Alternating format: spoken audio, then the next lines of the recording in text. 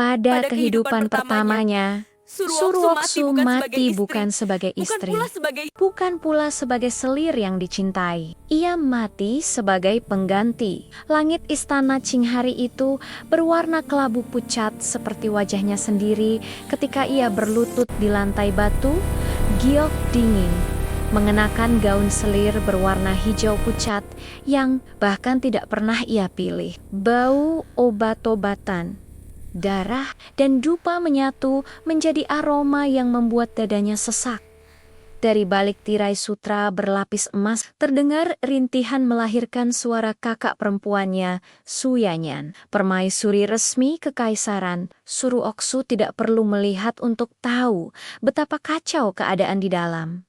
Ia telah mendengarnya sejak subuh. Tabib istana berlarian, Play menangis, dan suara marah yang tertahan dari Jun Majen, kaisar agung dinasti Tianyuan, suami kakaknya, sekaligus pria yang akan menjadi algojonya. Tidak ada yang bertanya apakah ia rela. Tidak ada yang peduli bahwa ia hanyalah putri kedua dari keluarga Su, dikirim ke istana sebagai pendamping sejak remaja, tumbuh di balik bayangan kakaknya yang cantik, berbakat, dan selalu dicintai. Ketika Su Yanyan hamil, seluruh keluarga Su merasa terangkat ke puncak kejayaan. Ketika kehamilan itu bermasalah, Suruoksu berubah menjadi penawar takdir. Jika darah yin selir ini ditukar, permaisuri mungkin selamat. Itu yang dikatakan tabib agung dengan suara bergetar. Dan itu pula yang disetujui semua orang tanpa ragu,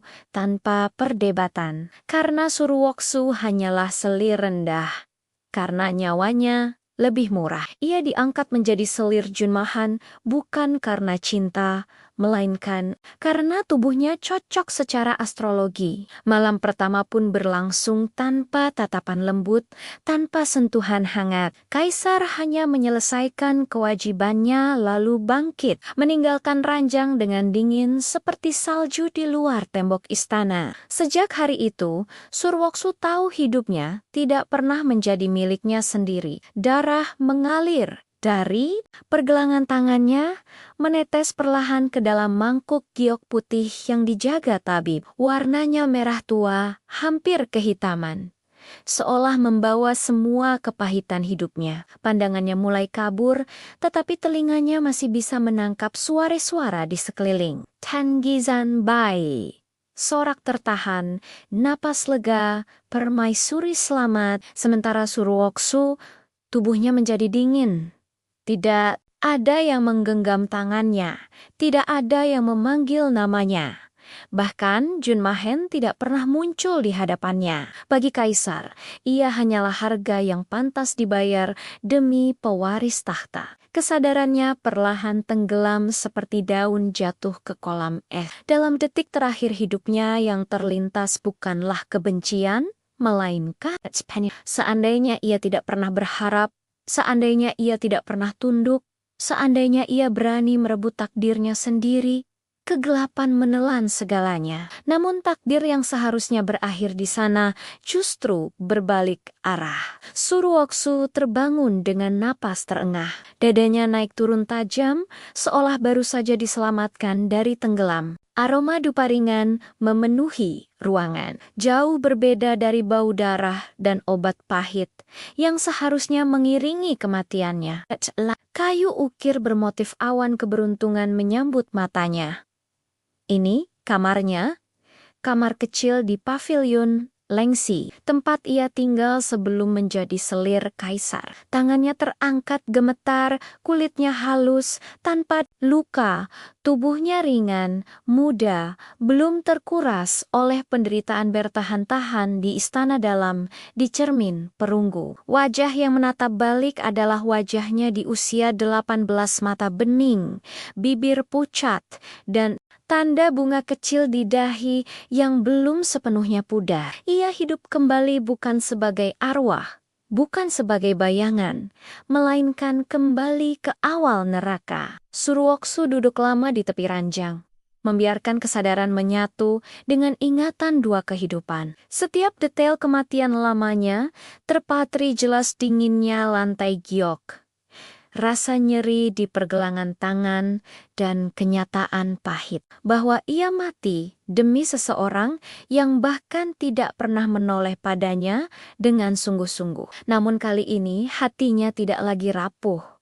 Api dingin menyala di balik ketenangan wajahnya. Ia tahu apa yang akan terjadi. Ia tahu siapa yang akan mengkhianati, siapa yang akan memanfaatkan, dan siapa yang akan berdiri di puncak kekuasaan dengan darahnya sebagai pijakan. Tamasak Mahen, pria berwajah tampan, bermata tajam, bermahkota naga emas yang dalam kehidupan pertamanya hanya melihatnya sebagai alat. Di kehidupan ini, Surwoksu tidak berniat menjadi korban. Jika takdir menuntutnya masuk ke istana, maka ia akan masuk dengan kesadaran penuh. Jika kekuasaan hanya bisa diraih dengan dingin dan perhitungan, maka ia akan menjadi lebih dingin dari siapapun. Ia tidak akan lagi menjadi selir pengganti. Ia akan menjadi wanita yang memegang kendali atas takdirnya sendiri. Dan siapapun yang berani menjadikannya batuong, datang keluarga Su para selir. Bahkan kaisar itu sendiri akan merasakan bagaimana rasanya kehilangan segalanya. Sama seperti dirinya di kehidupan sebelumnya. Di luar pavilion lonceng, angin berdenting pelan. Takdir mulai bergerak kembali. Namun, kali ini arahnya akan berubah oleh tangan Surwoksu sendiri. Kehidupan kedua Surwoksu tidak dimulai dengan keajaiban, melainkan dengan kehati-hatian. Ia bangun setiap pagi dengan kesadaran penuh bahwa setiap langkah kecil istana dapat menjadi perbedaan antara hidup dan mati. Pavilion Lengsi masih sunyi. Para pelayan belum sepenuhnya setia dan namanya belum berarti apa-apa di antara ratusan wanita bangsawan yang suatu hari akan mengisi istana dalam. Namun Surwoksu tahu inilah momen paling berbahaya sekaligus paling berharga pada kehidupan sebelumnya. Di masa ini ia masih lugu percaya pada senyum palsu keluarga. Percaya bahwa kebaikan hati akan dibalas dengan perlindungan. Percaya bahwa menjadi patuh akan membawanya pada keselamatan. Semua kepercayaan itu telah membunuhnya. Kini setiap senyum yang ia berikan diukur. Setiap kata yang ia ucapkan disaring. Setiap langkahnya diperhitungkan seperti bidak catur. Ia mulai dari hal yang paling sederhana. Bertahan tanpa menonjol. OTT tidak menunjukkan kecantikan berlebihan, tidak pula berusaha menarik perhatian pejabat pengawas pemilihan wanita istana. Suruh membiarkan dirinya terlihat biasa, cukup sopan untuk tidak disingkirkan. Cukup tenang untuk tidak dicurigai. Namun di balik ketenangan itu, pikirannya bekerja tanpa henti. Ia mengingat dengan jelas kronologi kehidupan lamanya. Kapan Su Yanyan dipilih menjadi permaisuri? Kapan Kaisar Junmahen mulai menunjukkan tanda kekuasaan mutlaknya? Dan kapan keluarga Su mencapai puncak kejayaan sebelum mulai membusuk dari dalam? Yang paling penting, ia tahu satu fakta pahit. Ia tidak bisa melawan arus sendirian. Untuk bertahan di istana, ia membutuhkan perlindungan. Dan untuk mendapatkan perlindungan sejati, ia membutuhkan penguasa itu sendiri. Junmahen dalam kehidupan pertamanya, kaisar itu adalah sosok jauh dan dingin mata tajam. Seperti bilah pedang, wajah tampan tanpa kehangatan, dan sikap yang selalu menempatkan negara di atas manusia. Ia tidak kejam tanpa alasan, tetapi tidak ragu mengorbankan siapapun demi stabilitas kekaisaran, termasuk dirinya. Namun Surwoksu kini memahami satu hal yang tidak ia pahami dulu. Junmahen bukan pria yang bisa disentuh dengan emosi. Ia hanya menghargai nilai, dan nilai tidak selalu berarti kecantikan. Ia berarti ketenangan di tengah kekacauan, kecerdasan di balik kepatuhan, dan kemampuan membaca situasi tanpa perlu diperintah. Kesempatan pada kehidupan pertamanya, Surwoksu mati bukan sebagai istri, bukan pula sebagai selir yang dicintai. Ia mati sebagai pengganti. Langit istana Qinghari itu berwarna kelabu pucat seperti wajahnya sendiri ketika ia berlutut di lantai batu. Giok dingin, mengenakan gaun selir berwarna hijau pucat yang bahkan tidak pernah ia pilih. Bau obat-obatan, darah, dan dupa menyatu menjadi aroma yang membuat dadanya sesak. Dari balik tirai sutra berlapis emas, terdengar rintihan melahirkan suara kakak perempuannya, Suyanyan. Permaisuri resmi kekaisaran, Surwoksu tidak perlu melihat untuk tahu betapa kacau keadaan di dalam.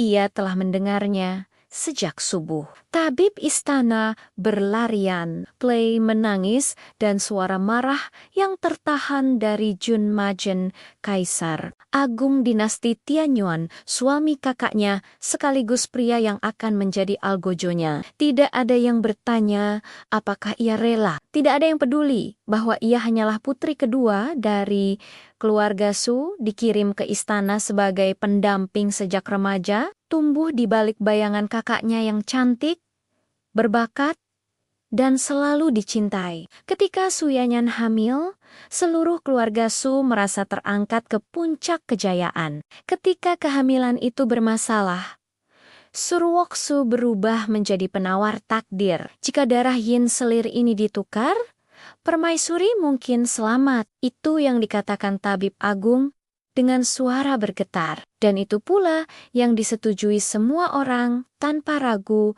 tanpa perdebatan. Karena Surwoksu hanyalah selir rendah. Karena nyawanya lebih murah. Ia diangkat menjadi selir Junmahan bukan karena cinta, melainkan karena tubuhnya cocok secara astrologi. Malam pertama pun berlangsung tanpa tatapan lembut, tanpa sentuhan hangat. Kaisar hanya menyelesaikan kewajibannya lalu bangkit, meninggalkan ranjang dengan dingin seperti salju di luar tembok istana. Sejak hari itu, Surwoksu tahu hidupnya tidak pernah menjadi miliknya sendiri. Darah mengalir dari pergelangan tangannya, menetes perlahan ke dalam mangkuk giok putih yang dijaga tabib. Warnanya merah tua, hampir kehitaman, seolah membawa semua kepahitan hidupnya. Pandangannya mulai kabur, tetapi telinganya masih bisa menangkap suara-suara di sekeliling. Tangizan Bai. Sorak tertahan, napas lega, permaisuri selamat, sementara Surwoksu tubuhnya menjadi dingin. Tidak ada yang menggenggam tangannya, tidak ada yang memanggil namanya. Bahkan Junmahen tidak pernah muncul di hadapannya. Bagi kaisar, ia hanyalah harga yang pantas dibayar demi pewaris tahta. Kesadarannya perlahan tenggelam seperti daun jatuh ke kolam es. Dalam detik terakhir hidupnya yang terlintas bukanlah kebencian, melainkan seandainya ia tidak pernah berharap, seandainya ia tidak pernah tunduk, seandainya ia berani merebut takdirnya sendiri, kegelapan menelan segalanya. Namun takdir yang seharusnya berakhir di sana justru berbalik arah. Surwoksu terbangun dengan napas terengah. Dadanya naik turun tajam, seolah baru saja diselamatkan dari tenggelam. Aroma dupa ringan memenuhi ruangan, jauh berbeda dari bau darah dan obat pahit yang seharusnya mengiringi kematiannya. Kayu ukir bermotif awan keberuntungan menyambut matanya. Ini kamarnya, kamar kecil di pavilion Lengsi, tempat ia tinggal sebelum menjadi selir kaisar. Tangannya terangkat gemetar, kulitnya halus, tanpa luka, tubuhnya ringan, muda, belum terkuras oleh penderitaan bertahan-tahan di istana dalam, di cermin perunggu. Wajah yang menatap balik adalah wajahnya di usia 18, mata bening, bibir pucat, dan tanda bunga kecil di dahi yang belum sepenuhnya pudar. Ia hidup kembali bukan sebagai arwah, bukan sebagai bayangan, melainkan kembali ke awal neraka. Surwoksu duduk lama di tepi ranjang, membiarkan kesadaran menyatu dengan ingatan dua kehidupan. Setiap detail kematian lamanya terpatri jelas dinginnya lantai giok, rasa nyeri di pergelangan tangan, dan kenyataan pahit bahwa ia mati demi seseorang yang bahkan tidak pernah menoleh padanya dengan sungguh-sungguh. Namun kali ini hatinya tidak lagi rapuh. Api dingin menyala di balik ketenangan wajahnya. Ia tahu apa yang akan terjadi. Ia tahu siapa yang akan mengkhianati, siapa yang akan memanfaatkan, dan siapa yang akan berdiri di puncak kekuasaan dengan darahnya sebagai pijakan. Tamasak Mahen, pria berwajah tampan, bermata tajam, bermahkota naga emas yang dalam kehidupan pertamanya hanya melihatnya sebagai alat. Di kehidupan ini, Surwoksu tidak berniat menjadi korban. Jika takdir menuntutnya masuk ke istana, maka ia akan masuk dengan kesadaran penuh. Jika kekuasaan hanya bisa diraih dengan dingin dan perhitungan, maka ia akan menjadi lebih dingin dari siapapun. Ia tidak akan lagi menjadi selir pengganti. Ia akan menjadi wanita yang memegang kendali atas takdirnya sendiri. Dan siapapun yang berani menjadikannya batuong, datang keluarga Su para selir. Bahkan kaisar itu sendiri akan merasakan bagaimana rasanya kehilangan segalanya. Sama seperti dirinya di kehidupan sebelumnya. Di luar paviliun lonceng, angin berdenting pelan.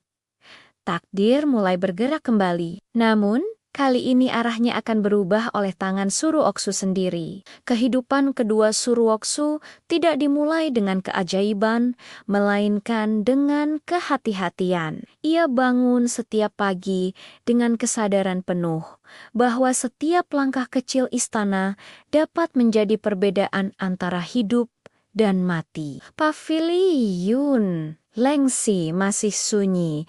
Para pelayan belum sepenuhnya setia dan namanya belum berarti apa-apa di antara ratusan wanita bangsawan yang suatu hari akan mengisi istana dalam. Namun Surwoksu tahu inilah momen paling berbahaya sekaligus paling berharga pada kehidupan sebelumnya. Di masa ini ia masih lugu percaya pada senyum palsu keluarga. Percaya bahwa kebaikan hati akan dibalas dengan perlindungan. Percaya bahwa menjadi patuh akan membawanya pada keselamatan. Semua kepercayaan itu telah membunuhnya.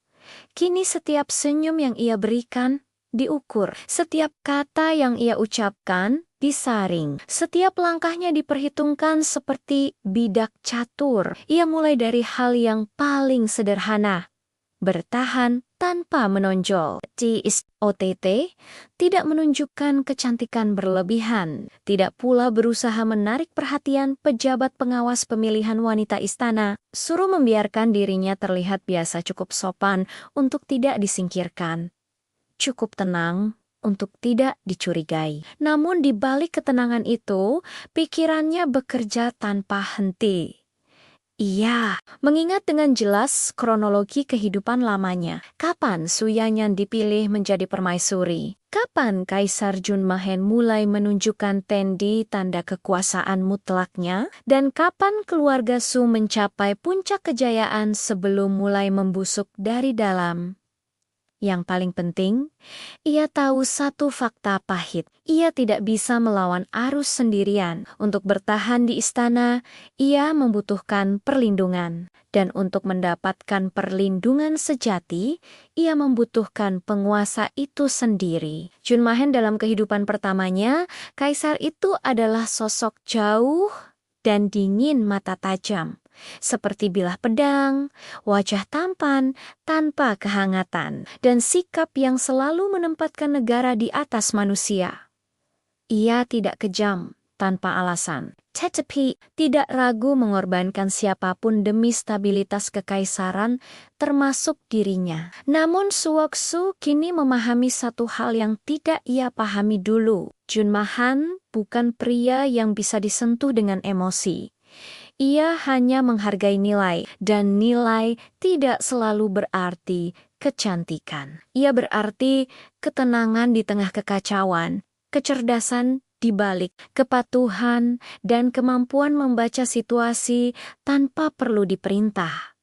Kesempatan pada kehidupan pertamanya, Surwoksu mati bukan sebagai istri, bukan pula sebagai selir yang dicintai. Ia mati sebagai pengganti. Langit istana Qinghari itu berwarna kelabu pucat seperti wajahnya sendiri ketika ia berlutut di lantai batu, giok dingin, mengenakan gaun selir berwarna hijau pucat yang bahkan tidak pernah ia pilih. Bau obat-obatan, darah, dan dupa menyatu menjadi aroma yang membuat dadanya sesak.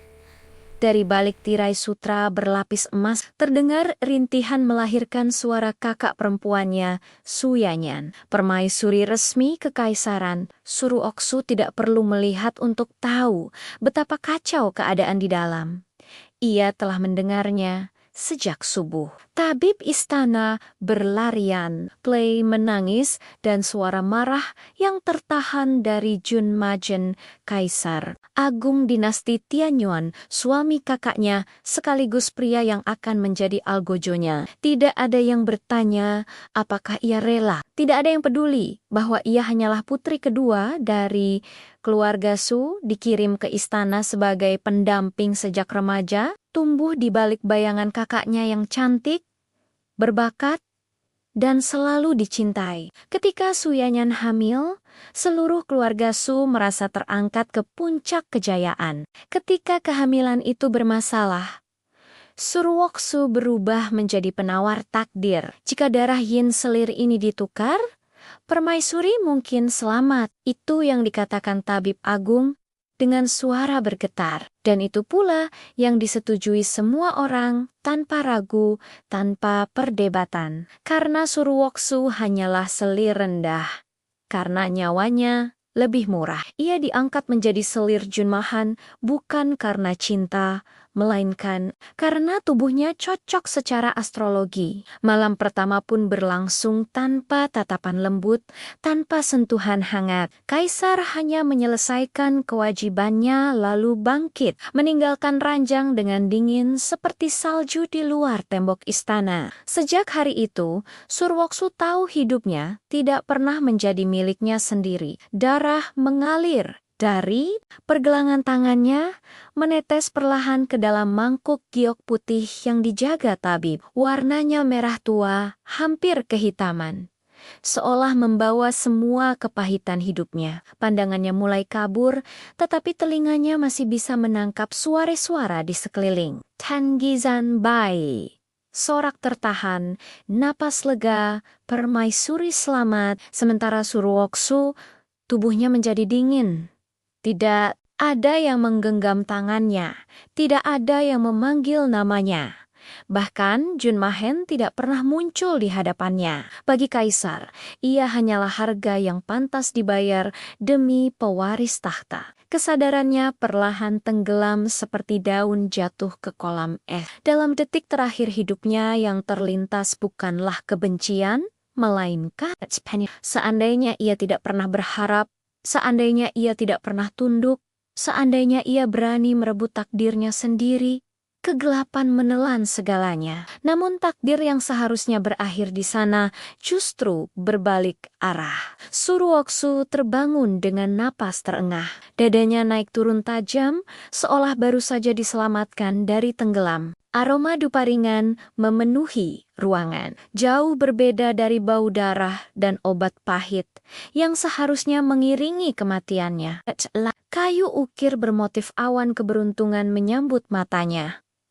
Ini kamarnya, kamar kecil di pavilion Lengsi, tempat ia tinggal sebelum menjadi selir kaisar. Tangannya terangkat gemetar, kulitnya halus, tanpa luka, tubuhnya ringan, muda, belum terkuras oleh penderitaan bertahan-tahan di istana dalam, di cermin perunggu. Wajah yang menatap balik adalah wajahnya di usia 18, mata bening, bibir pucat, dan tanda bunga kecil di dahi yang belum sepenuhnya pudar. Ia hidup kembali bukan sebagai arwah, bukan sebagai bayangan, melainkan kembali ke awal neraka. Surwoksu duduk lama di tepi ranjang, membiarkan kesadaran menyatu dengan ingatan dua kehidupan. Setiap detail kematian lamanya terpatri jelas dinginnya lantai giok, rasa nyeri di pergelangan tangan, dan kenyataan pahit bahwa ia mati demi seseorang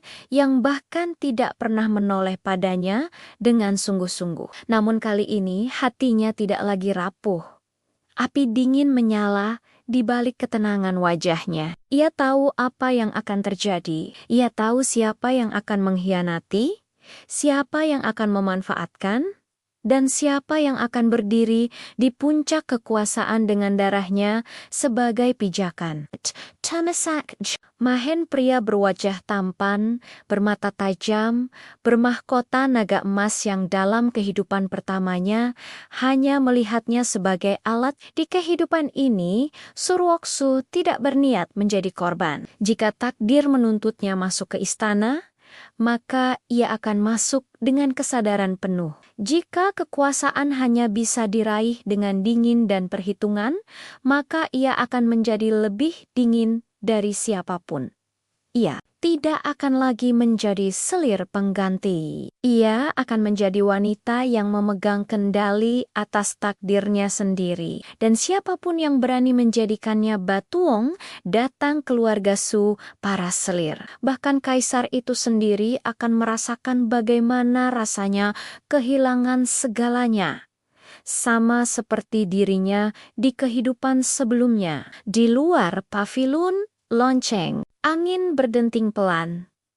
Takdir mulai bergerak kembali. Namun, kali ini arahnya akan berubah oleh tangan Surwoksu sendiri. Kehidupan kedua Surwoksu tidak dimulai dengan keajaiban, melainkan dengan kehati-hatian. Ia bangun setiap pagi dengan kesadaran penuh bahwa setiap langkah kecil istana dapat menjadi perbedaan antara hidup dan mati. Paviliun Lengsi masih sunyi. Para pelayan belum sepenuhnya setia dan namanya belum berarti apa-apa di antara ratusan wanita bangsawan yang suatu hari akan mengisi istana dalam. Namun Surwoksu tahu inilah momen paling berbahaya sekaligus paling berharga pada kehidupan sebelumnya. Di masa ini ia masih lugu percaya pada senyum palsu keluarga. Percaya bahwa kebaikan hati akan dibalas dengan perlindungan. Percaya bahwa menjadi patuh akan membawanya pada keselamatan. Semua kepercayaan itu telah membunuhnya. Kini setiap senyum yang ia berikan diukur. Setiap kata yang ia ucapkan disaring. Setiap langkahnya diperhitungkan seperti bidak catur. Ia mulai dari hal yang paling sederhana. Bertahan tanpa menonjol. OTT tidak menunjukkan kecantikan berlebihan, tidak pula berusaha menarik perhatian pejabat pengawas pemilihan wanita istana. Suruh membiarkan dirinya terlihat biasa, cukup sopan untuk tidak disingkirkan. Cukup tenang untuk tidak dicurigai. Namun di balik ketenangan itu, pikirannya bekerja tanpa henti. Ia mengingat dengan jelas kronologi kehidupan lamanya. Kapan Su Yanyan dipilih menjadi permaisuri? Kapan Kaisar Junmahen mulai menunjukkan tanda kekuasaan mutlaknya? Dan kapan keluarga Su mencapai puncak kejayaan sebelum mulai membusuk dari dalam?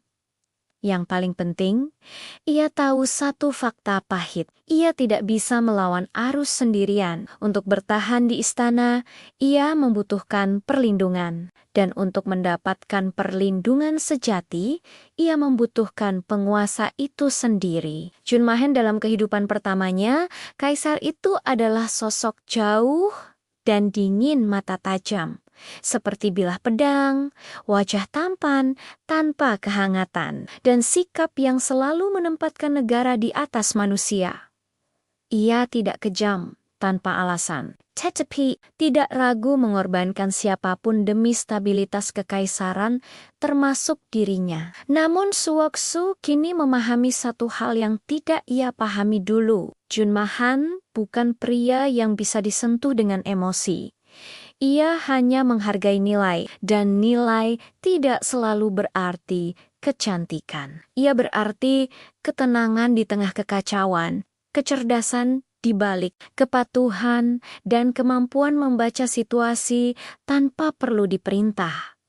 Kesempatan pada kehidupan pertamanya, Suruoksu mati bukan sebagai istri, bukan pula sebagai selir yang dicintai. Ia mati sebagai pengganti. Langit istana Qinghari itu berwarna kelabu pucat seperti wajahnya sendiri ketika ia berlutut di lantai batu, giok dingin, mengenakan gaun selir berwarna hijau pucat yang bahkan tidak pernah ia pilih. Bau obat-obatan, darah, dan dupa menyatu menjadi aroma yang membuat dadanya sesak.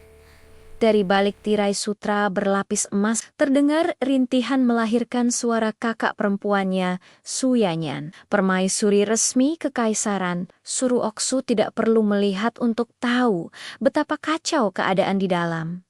Ia telah mendengarnya sejak subuh. Tabib istana berlarian, Play menangis, dan suara marah yang tertahan dari Junmajen, kaisar agung dinasti Tianyuan, suami kakaknya, sekaligus pria yang akan menjadi algojonya. Tidak ada yang bertanya apakah ia rela. Tidak ada yang peduli bahwa ia hanyalah putri kedua dari keluarga Su, dikirim ke istana sebagai pendamping sejak remaja, tumbuh di balik bayangan kakaknya yang cantik, berbakat, dan selalu dicintai. Ketika Suyanyan hamil, seluruh keluarga Su merasa terangkat ke puncak kejayaan. Ketika kehamilan itu bermasalah, Suruoksu berubah menjadi penawar takdir. Jika darah yin selir ini ditukar, permaisuri mungkin selamat. Itu yang dikatakan tabib agung dengan suara bergetar. Dan itu pula yang disetujui semua orang tanpa ragu, tanpa perdebatan. Karena Suruoksu hanyalah selir rendah. Karena nyawanya lebih murah. Ia diangkat menjadi selir Junmahan bukan karena cinta, melainkan karena tubuhnya cocok secara astrologi. Malam pertama pun berlangsung tanpa tatapan lembut, tanpa sentuhan hangat. Kaisar hanya menyelesaikan kewajibannya lalu bangkit, meninggalkan ranjang dengan dingin seperti salju di luar tembok istana. Sejak hari itu, Suruoksu tahu hidupnya tidak pernah menjadi miliknya sendiri. Darah mengalir dari pergelangan tangannya, menetes perlahan ke dalam mangkuk giok putih yang dijaga tabib. Warnanya merah tua, hampir kehitaman, seolah membawa semua kepahitan hidupnya. Pandangannya mulai kabur, tetapi telinganya masih bisa menangkap suara-suara di sekeliling. Tangizan Bai. Sorak tertahan, napas lega, permaisuri selamat, sementara Suruoksu tubuhnya menjadi dingin. Tidak ada yang menggenggam tangannya, tidak ada yang memanggil namanya.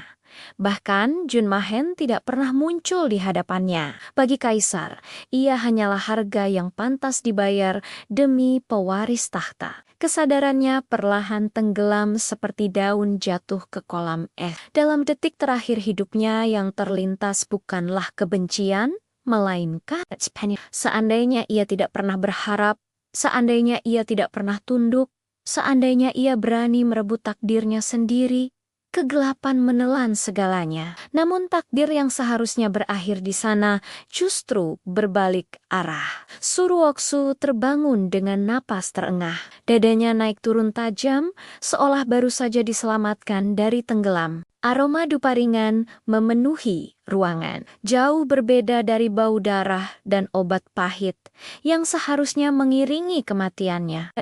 Kayu ukir bermotif awan keberuntungan menyambut matanya.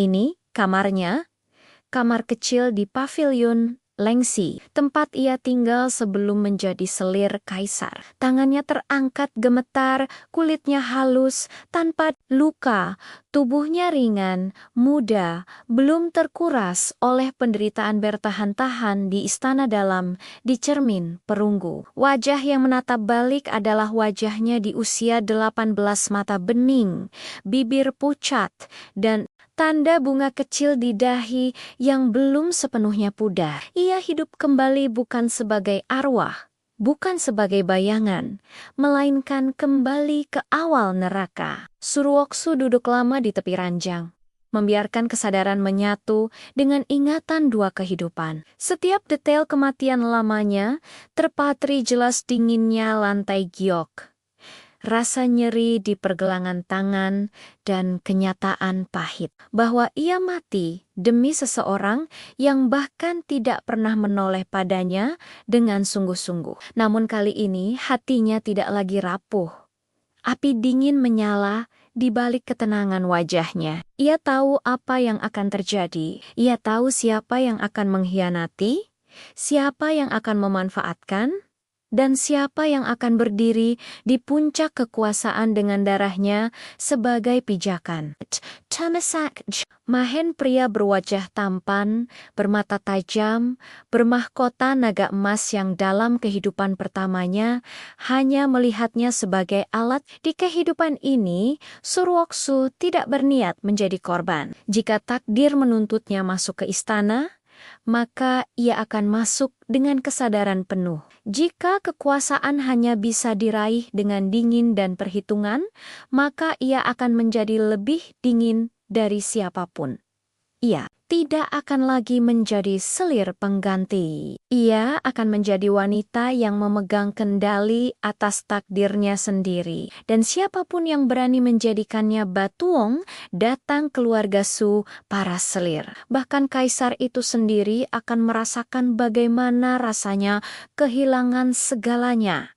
Sama seperti dirinya di kehidupan sebelumnya. Di luar paviliun lonceng, angin berdenting pelan.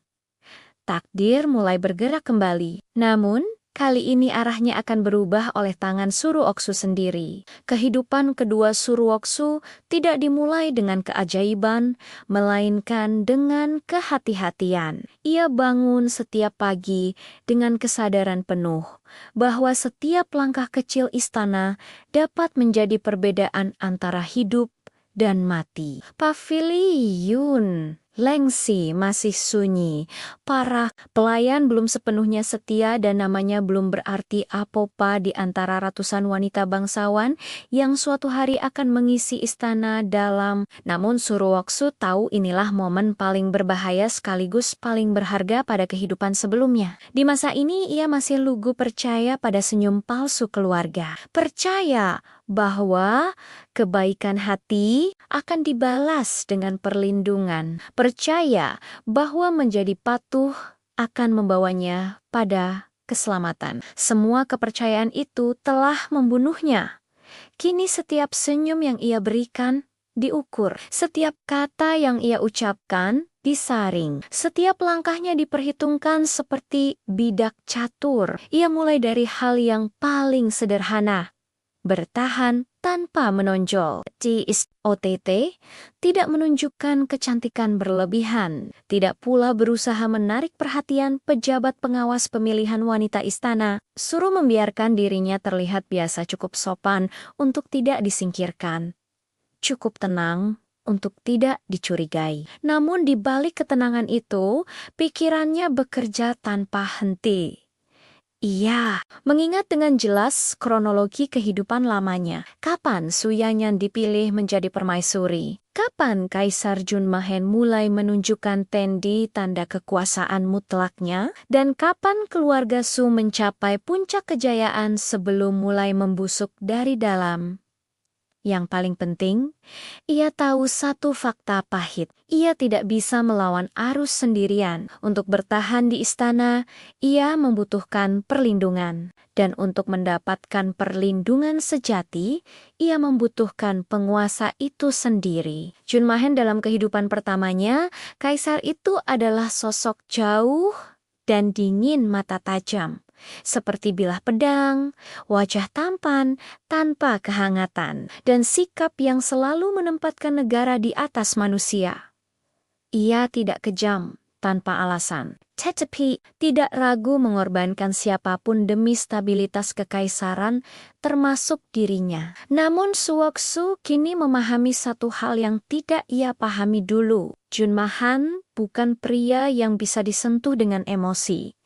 Ia hanya menghargai nilai, dan nilai tidak selalu berarti kecantikan. Ia berarti ketenangan di tengah kekacauan, kecerdasan di balik kepatuhan, dan kemampuan membaca situasi tanpa perlu diperintah.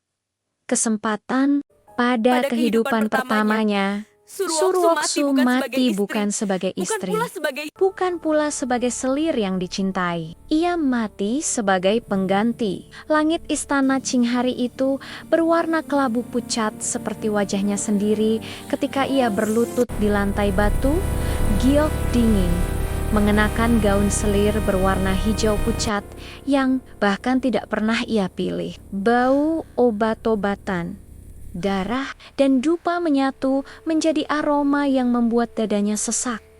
Dari balik tirai sutra berlapis emas terdengar rintihan melahirkan suara kakak perempuannya, Suyanyan, permaisuri resmi kekaisaran. Suruoksu tidak perlu melihat untuk tahu betapa kacau keadaan di dalam. Ia telah mendengarnya sejak subuh. Tabib istana berlarian, Plei menangis, dan suara marah yang tertahan dari Junmajen, kaisar agung dinasti Tianyuan, suami kakaknya, sekaligus pria yang akan menjadi algojonya. Tidak ada yang bertanya apakah ia rela. Tidak ada yang peduli bahwa ia hanyalah putri kedua dari keluarga Su, dikirim ke istana sebagai pendamping sejak remaja, tumbuh di balik bayangan kakaknya yang cantik, berbakat, dan selalu dicintai. Ketika Suyanyan hamil, seluruh keluarga Su merasa terangkat ke puncak kejayaan. Ketika kehamilan itu bermasalah, Suruoksu berubah menjadi penawar takdir. Jika darah yin selir ini ditukar, permaisuri mungkin selamat. Itu yang dikatakan tabib agung dengan suara bergetar. Dan itu pula yang disetujui semua orang tanpa ragu, tanpa perdebatan. Karena Suruoksu hanyalah selir rendah.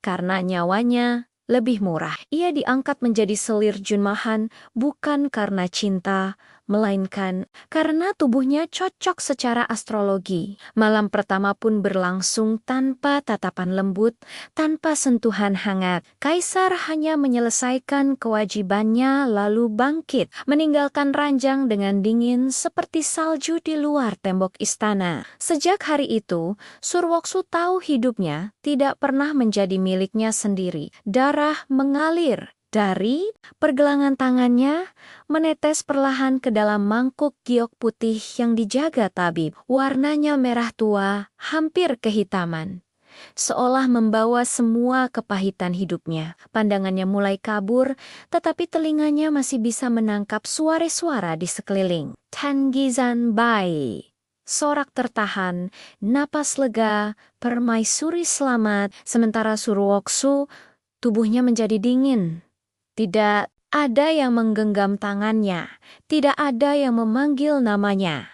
Bahkan Junmahen tidak pernah muncul di hadapannya. Bagi kaisar, ia hanyalah harga yang pantas dibayar demi pewaris tahta. Kesadarannya perlahan tenggelam seperti daun jatuh ke kolam es. Dalam detik terakhir hidupnya yang terlintas bukanlah kebencian, melainkan seandainya ia tidak pernah berharap, seandainya ia tidak pernah tunduk, seandainya ia berani merebut takdirnya sendiri, kegelapan menelan segalanya. Namun takdir yang seharusnya berakhir di sana justru berbalik arah. Suruoksu terbangun dengan napas terengah. Dadanya naik turun tajam, seolah baru saja diselamatkan dari tenggelam. Aroma dupa ringan memenuhi ruangan, jauh berbeda dari bau darah dan obat pahit yang seharusnya mengiringi kematiannya.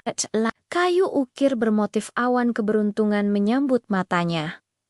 Ini kamarnya, kamar kecil di pavilion Lengsi, tempat ia tinggal sebelum menjadi selir kaisar. Tangannya terangkat gemetar, kulitnya halus, tanpa luka, tubuhnya ringan, muda, belum terkuras oleh penderitaan bertahan-tahan di istana dalam, di cermin perunggu. Wajah yang menatap balik adalah wajahnya di usia 18, mata bening, bibir pucat, dan tanda bunga kecil di dahi yang belum sepenuhnya pudar. Ia hidup kembali bukan sebagai arwah, bukan sebagai bayangan, melainkan kembali ke awal neraka. Surwoksu duduk lama di tepi ranjang, membiarkan kesadaran menyatu dengan ingatan dua kehidupan. Setiap detail kematian lamanya terpatri jelas dinginnya lantai giok, rasa nyeri di pergelangan tangan, dan kenyataan pahit bahwa ia mati demi seseorang yang bahkan tidak pernah menoleh padanya dengan sungguh-sungguh. Namun kali ini hatinya tidak lagi rapuh. Api dingin menyala di balik ketenangan wajahnya. Ia tahu apa yang akan terjadi. Ia tahu siapa yang akan mengkhianati, siapa yang akan memanfaatkan, dan siapa yang akan berdiri di puncak kekuasaan dengan darahnya sebagai pijakan. Tamasak Mahen, pria berwajah tampan, bermata tajam, bermahkota naga emas yang dalam kehidupan pertamanya hanya melihatnya sebagai alat. Di kehidupan ini, Surwoksu tidak berniat menjadi korban. Jika takdir menuntutnya masuk ke istana, maka ia akan masuk dengan kesadaran penuh. Jika kekuasaan hanya bisa diraih dengan dingin dan perhitungan, maka ia akan menjadi lebih dingin dari siapapun. Ia tidak akan lagi menjadi selir pengganti. Ia akan menjadi wanita yang memegang kendali atas takdirnya sendiri. Dan siapapun yang berani menjadikannya batuong, datang keluarga Su, para selir. Bahkan kaisar itu sendiri akan merasakan bagaimana rasanya kehilangan segalanya. Sama seperti dirinya di kehidupan sebelumnya. Di luar pavilion lonceng, angin berdenting pelan.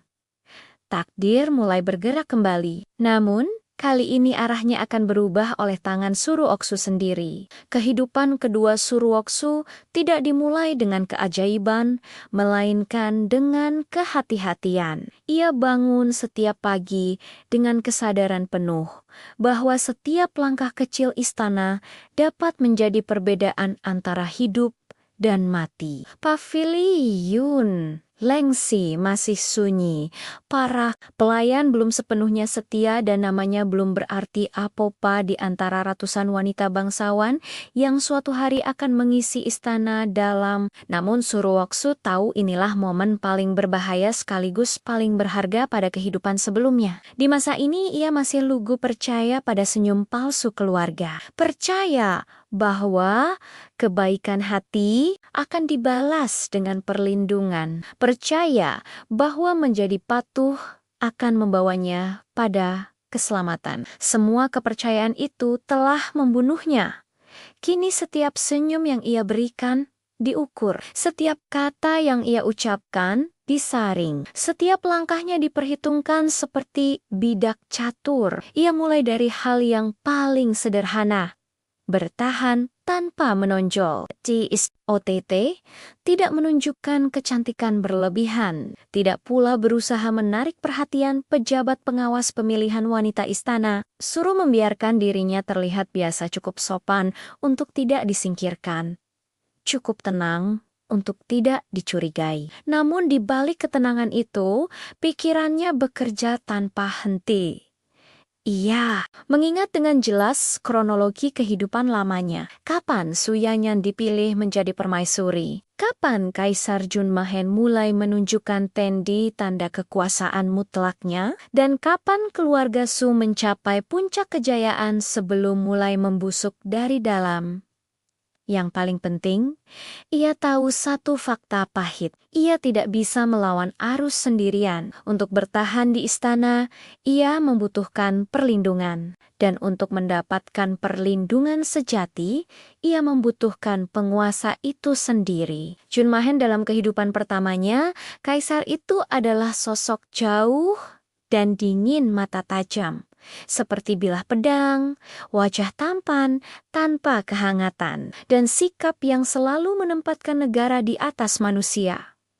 Ia tidak kejam tanpa alasan, tetapi tidak ragu mengorbankan siapapun demi stabilitas kekaisaran, termasuk dirinya. Namun Suwoksu kini memahami satu hal yang tidak ia pahami dulu. Junmahan bukan pria yang bisa disentuh dengan emosi. Ia hanya menghargai nilai, dan nilai tidak selalu berarti kecantikan. Ia berarti ketenangan di tengah kekacauan, kecerdasan di balik kepatuhan, dan kemampuan membaca situasi tanpa perlu diperintah. Kesempatan pada kehidupan pertamanya, Suruoksu mati bukan sebagai istri, bukan pula sebagai selir yang dicintai. Ia mati sebagai pengganti. Langit istana Qinghari itu berwarna kelabu pucat seperti wajahnya sendiri ketika ia berlutut di lantai batu.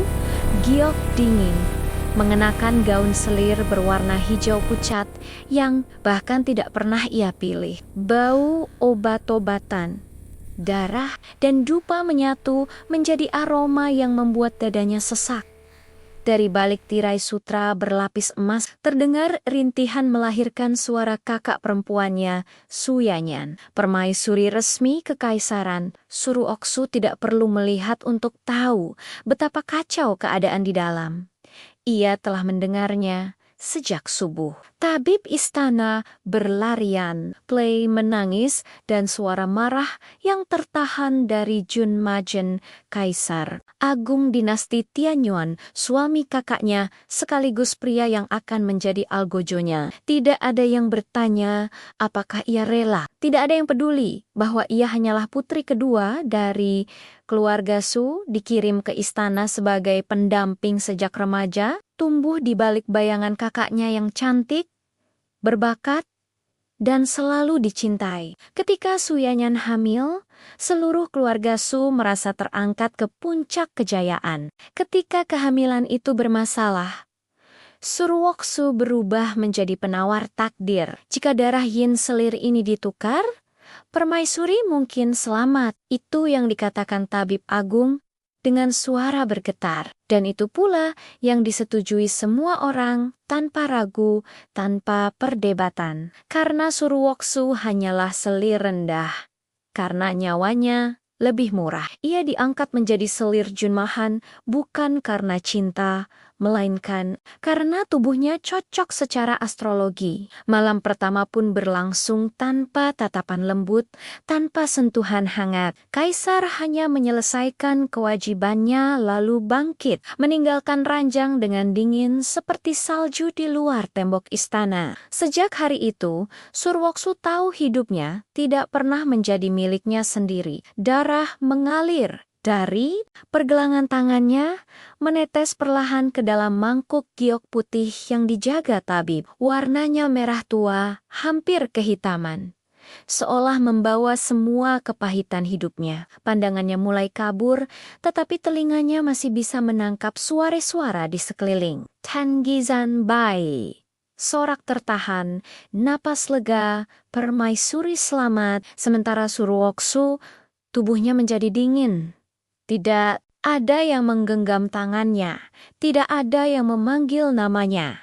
Bahkan Junmahen tidak pernah muncul di hadapannya. Bagi kaisar, ia hanyalah harga yang pantas dibayar demi pewaris tahta. Kesadarannya perlahan tenggelam seperti daun jatuh ke kolam es. Dalam detik terakhir hidupnya yang terlintas bukanlah kebencian, melainkan seandainya ia tidak pernah berharap, seandainya ia tidak pernah tunduk, seandainya ia berani merebut takdirnya sendiri, Kegelapan menelan segalanya. Namun takdir yang seharusnya berakhir di sana justru berbalik arah. Suruoksu terbangun dengan napas terengah. Dadanya naik turun tajam, seolah baru saja diselamatkan dari tenggelam. Aroma dupa ringan memenuhi ruangan, jauh berbeda dari bau darah dan obat pahit yang seharusnya mengiringi kematiannya.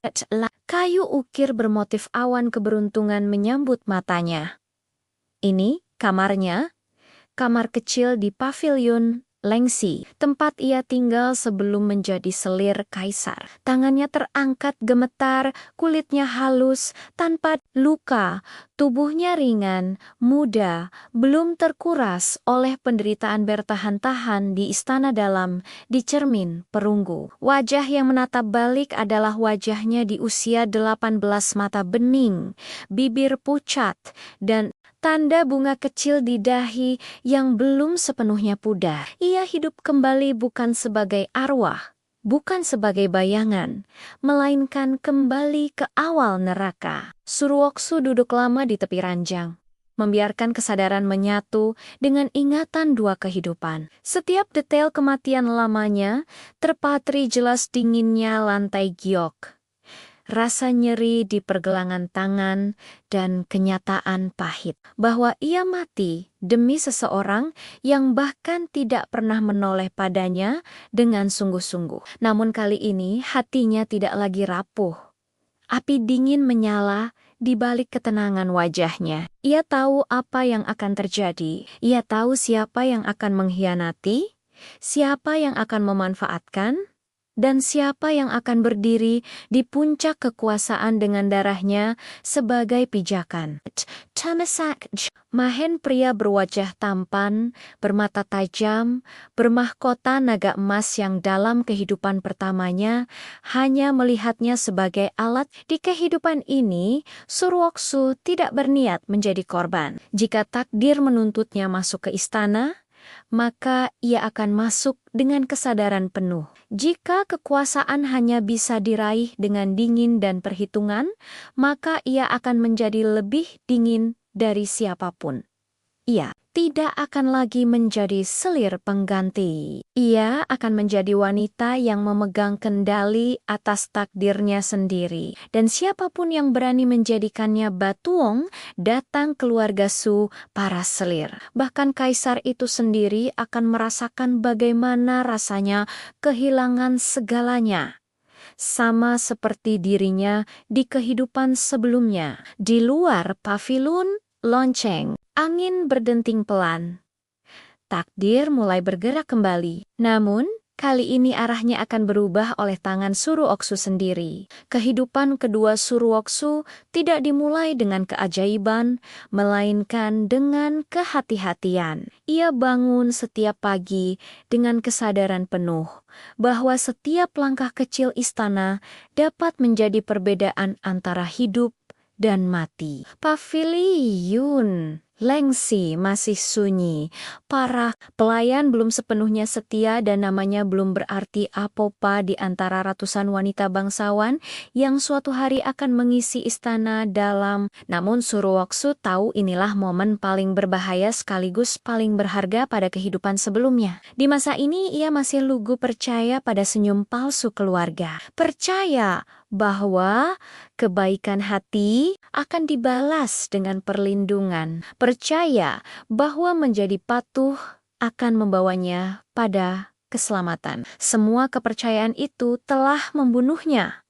Kini setiap senyum yang ia berikan diukur. Setiap kata yang ia ucapkan disaring. Setiap langkahnya diperhitungkan seperti bidak catur. Ia mulai dari hal yang paling sederhana.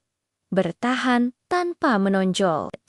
OTT tidak menunjukkan kecantikan berlebihan, tidak pula berusaha menarik perhatian pejabat pengawas pemilihan wanita istana. Suruh membiarkan dirinya terlihat biasa, cukup sopan untuk tidak disingkirkan, cukup tenang untuk tidak dicurigai. Namun di balik ketenangan itu, pikirannya bekerja tanpa henti.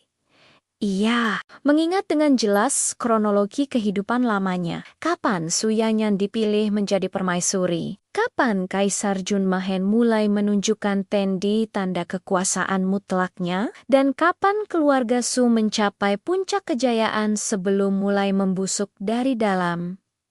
Yang paling penting, ia tahu satu fakta pahit. Ia tidak bisa melawan arus sendirian. Untuk bertahan di istana, ia membutuhkan perlindungan. Dan untuk mendapatkan perlindungan sejati, ia membutuhkan penguasa itu sendiri. Junmahen dalam kehidupan pertamanya, kaisar itu adalah sosok jauh dan dingin mata tajam.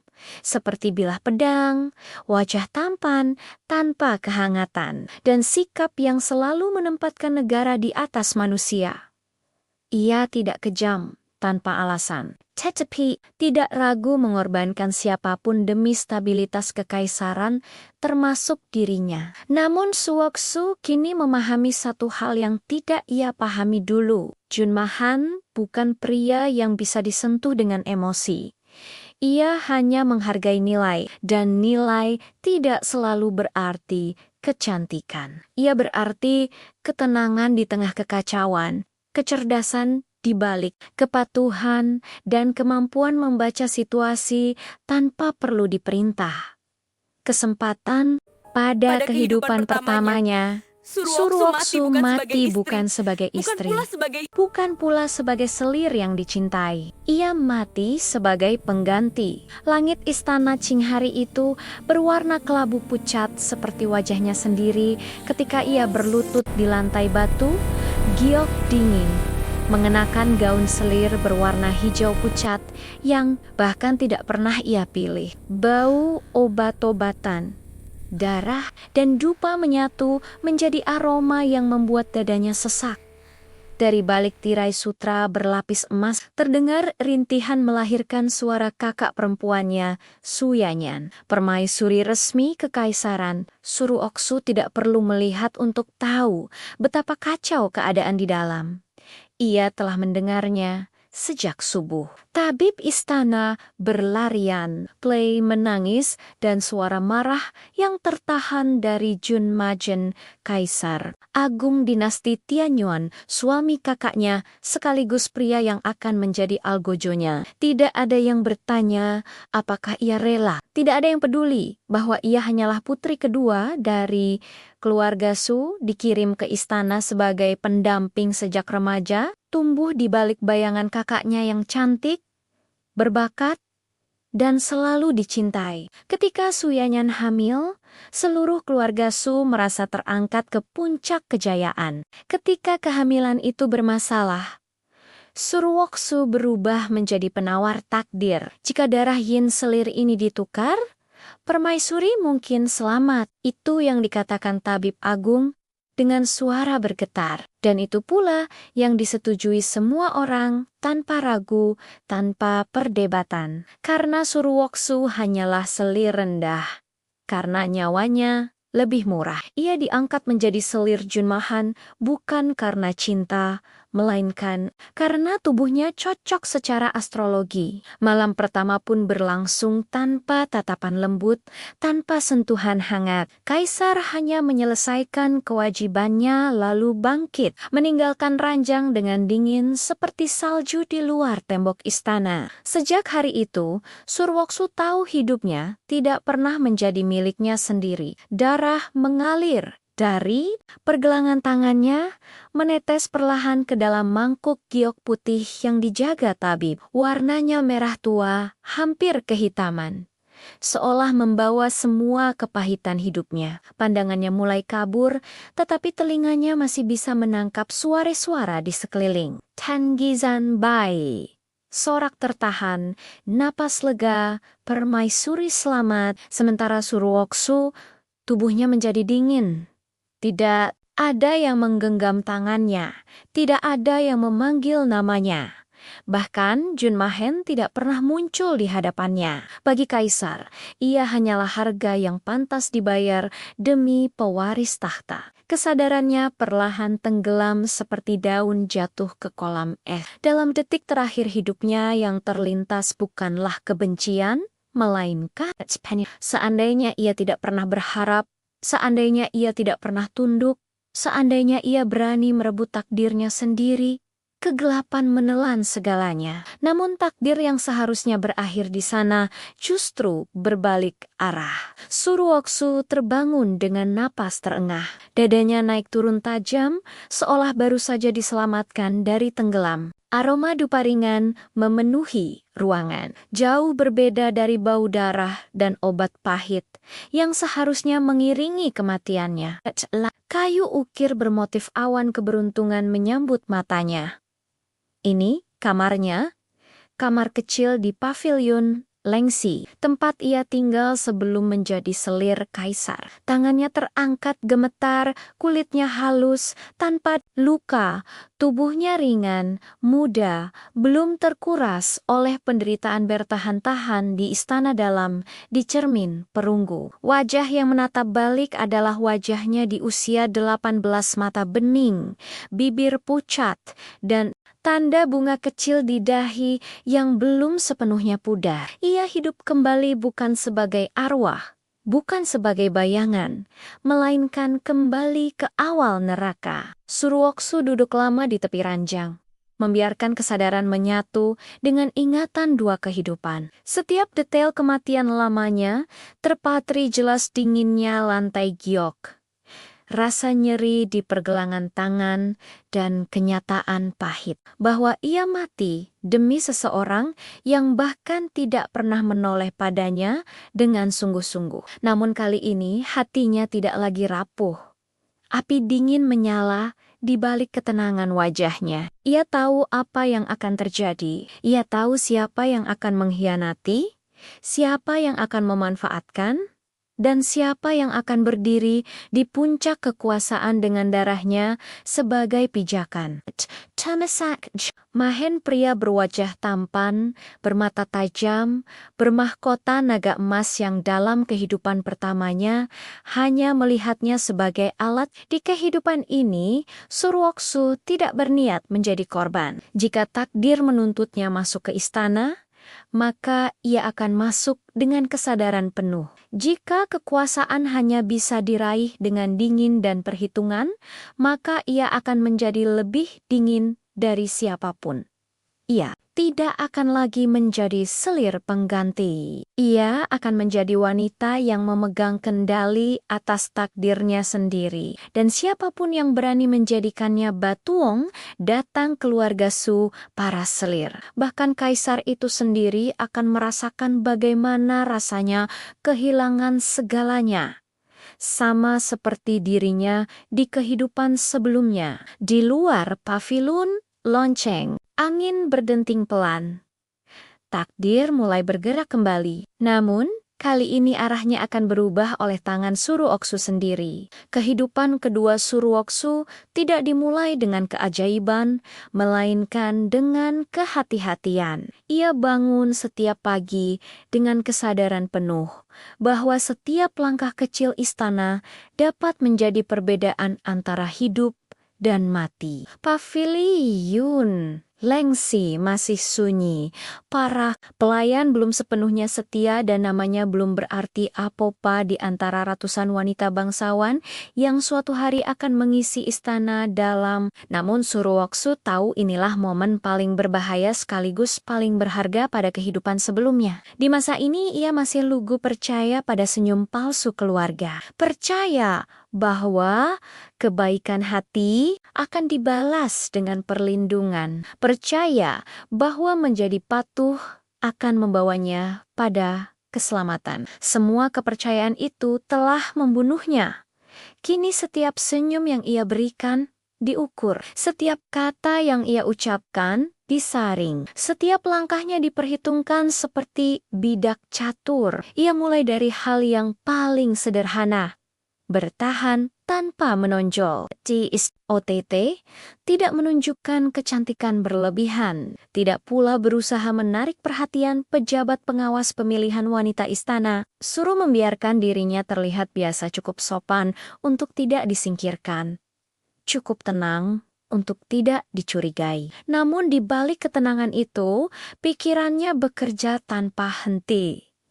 Iya, mengingat dengan jelas kronologi kehidupan lamanya. Kapan Suyanyan dipilih menjadi permaisuri? Kapan Kaisar Junmahen mulai menunjukkan Tendi tanda kekuasaan mutlaknya? Dan kapan keluarga Su mencapai puncak kejayaan sebelum mulai membusuk dari dalam? Yang paling penting, ia tahu satu fakta pahit. Ia tidak bisa melawan arus sendirian. Untuk bertahan di istana, ia membutuhkan perlindungan. Dan untuk mendapatkan perlindungan sejati, ia membutuhkan penguasa itu sendiri. Junmahen dalam kehidupan pertamanya, kaisar itu adalah sosok jauh dan dingin mata tajam. Seperti bilah pedang, wajah tampan tanpa kehangatan, dan sikap yang selalu menempatkan negara di atas manusia.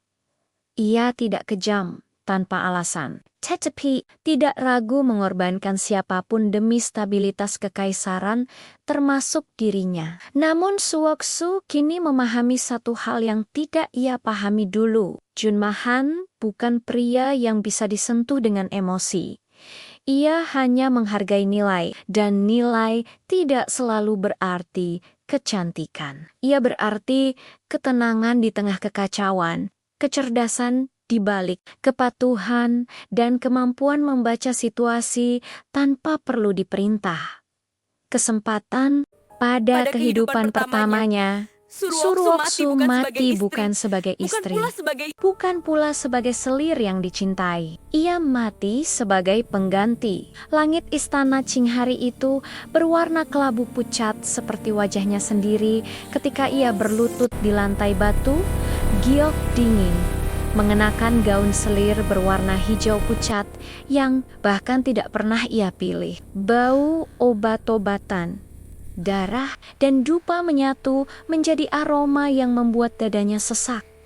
Dari balik tirai sutra berlapis emas, terdengar rintihan melahirkan suara kakak perempuannya, Suyanyan. Permaisuri resmi kekaisaran, Suruoksu tidak perlu melihat untuk tahu betapa kacau keadaan di dalam. Ia telah mendengarnya sejak subuh. Tabib istana berlarian, Plei menangis, dan suara marah yang tertahan dari Junmajen, kaisar agung dinasti Tianyuan, suami kakaknya, sekaligus pria yang akan menjadi algojonya. Tidak ada yang bertanya apakah ia rela. Tidak ada yang peduli bahwa ia hanyalah putri kedua dari keluarga Su, dikirim ke istana sebagai pendamping sejak remaja, tumbuh di balik bayangan kakaknya yang cantik, berbakat, dan selalu dicintai. Ketika Suyanyan hamil, seluruh keluarga Su merasa terangkat ke puncak kejayaan. Ketika kehamilan itu bermasalah, Suruoksu berubah menjadi penawar takdir. Jika darah yin selir ini ditukar, permaisuri mungkin selamat. Itu yang dikatakan tabib agung dengan suara bergetar. Dan itu pula yang disetujui semua orang tanpa ragu, tanpa perdebatan. Karena Suruoksu hanyalah selir rendah. Karena nyawanya lebih murah. Ia diangkat menjadi selir Junmahan bukan karena cinta, melainkan karena tubuhnya cocok secara astrologi. Malam pertama pun berlangsung tanpa tatapan lembut, tanpa sentuhan hangat. Kaisar hanya menyelesaikan kewajibannya lalu bangkit, meninggalkan ranjang dengan dingin seperti salju di luar tembok istana. Sejak hari itu, Suruoksu tahu hidupnya tidak pernah menjadi miliknya sendiri. Darah mengalir dari pergelangan tangannya, menetes perlahan ke dalam mangkuk giok putih yang dijaga tabib. Warnanya merah tua, hampir kehitaman, seolah membawa semua kepahitan hidupnya. Pandangannya mulai kabur, tetapi telinganya masih bisa menangkap suara-suara di sekeliling. Tangizan Bai. Sorak tertahan, napas lega, permaisuri selamat, sementara Suruoksu tubuhnya menjadi dingin. Tidak ada yang menggenggam tangannya, tidak ada yang memanggil namanya. Bahkan Junmahen tidak pernah muncul di hadapannya. Bagi kaisar, ia hanyalah harga yang pantas dibayar demi pewaris tahta. Kesadarannya perlahan tenggelam seperti daun jatuh ke kolam es. Dalam detik terakhir hidupnya yang terlintas bukanlah kebencian, melainkan seandainya ia tidak pernah berharap, seandainya ia tidak pernah tunduk, seandainya ia berani merebut takdirnya sendiri, kegelapan menelan segalanya. Namun takdir yang seharusnya berakhir di sana justru berbalik arah. Suruoksu terbangun dengan napas terengah. Dadanya naik turun tajam, seolah baru saja diselamatkan dari tenggelam. Aroma dupa ringan memenuhi ruangan, jauh berbeda dari bau darah dan obat pahit yang seharusnya mengiringi kematiannya. Kayu ukir bermotif awan keberuntungan menyambut matanya. Ini kamarnya, kamar kecil di pavilion Lengsi, tempat ia tinggal sebelum menjadi selir kaisar. Tangannya terangkat gemetar, kulitnya halus, tanpa luka, tubuhnya ringan, muda, belum terkuras oleh penderitaan bertahan-tahan di istana dalam, di cermin perunggu. Wajah yang menatap balik adalah wajahnya di usia 18, mata bening, bibir pucat, dan tanda bunga kecil di dahi yang belum sepenuhnya pudar. Ia hidup kembali bukan sebagai arwah, bukan sebagai bayangan, melainkan kembali ke awal neraka. Suruoksu duduk lama di tepi ranjang, membiarkan kesadaran menyatu dengan ingatan dua kehidupan. Setiap detail kematian lamanya terpatri jelas dinginnya lantai giok, rasa nyeri di pergelangan tangan, dan kenyataan pahit bahwa ia mati demi seseorang yang bahkan tidak pernah menoleh padanya dengan sungguh-sungguh. Namun kali ini hatinya tidak lagi rapuh. Api dingin menyala di balik ketenangan wajahnya. Ia tahu apa yang akan terjadi. Ia tahu siapa yang akan mengkhianati, siapa yang akan memanfaatkan, dan siapa yang akan berdiri di puncak kekuasaan dengan darahnya sebagai pijakan. Mahen, pria berwajah tampan, bermata tajam, bermahkota naga emas yang dalam kehidupan pertamanya hanya melihatnya sebagai alat. Di kehidupan ini, Suruoksu tidak berniat menjadi korban. Jika takdir menuntutnya masuk ke istana, maka ia akan masuk dengan kesadaran penuh. Jika kekuasaan hanya bisa diraih dengan dingin dan perhitungan, maka ia akan menjadi lebih dingin dari siapapun.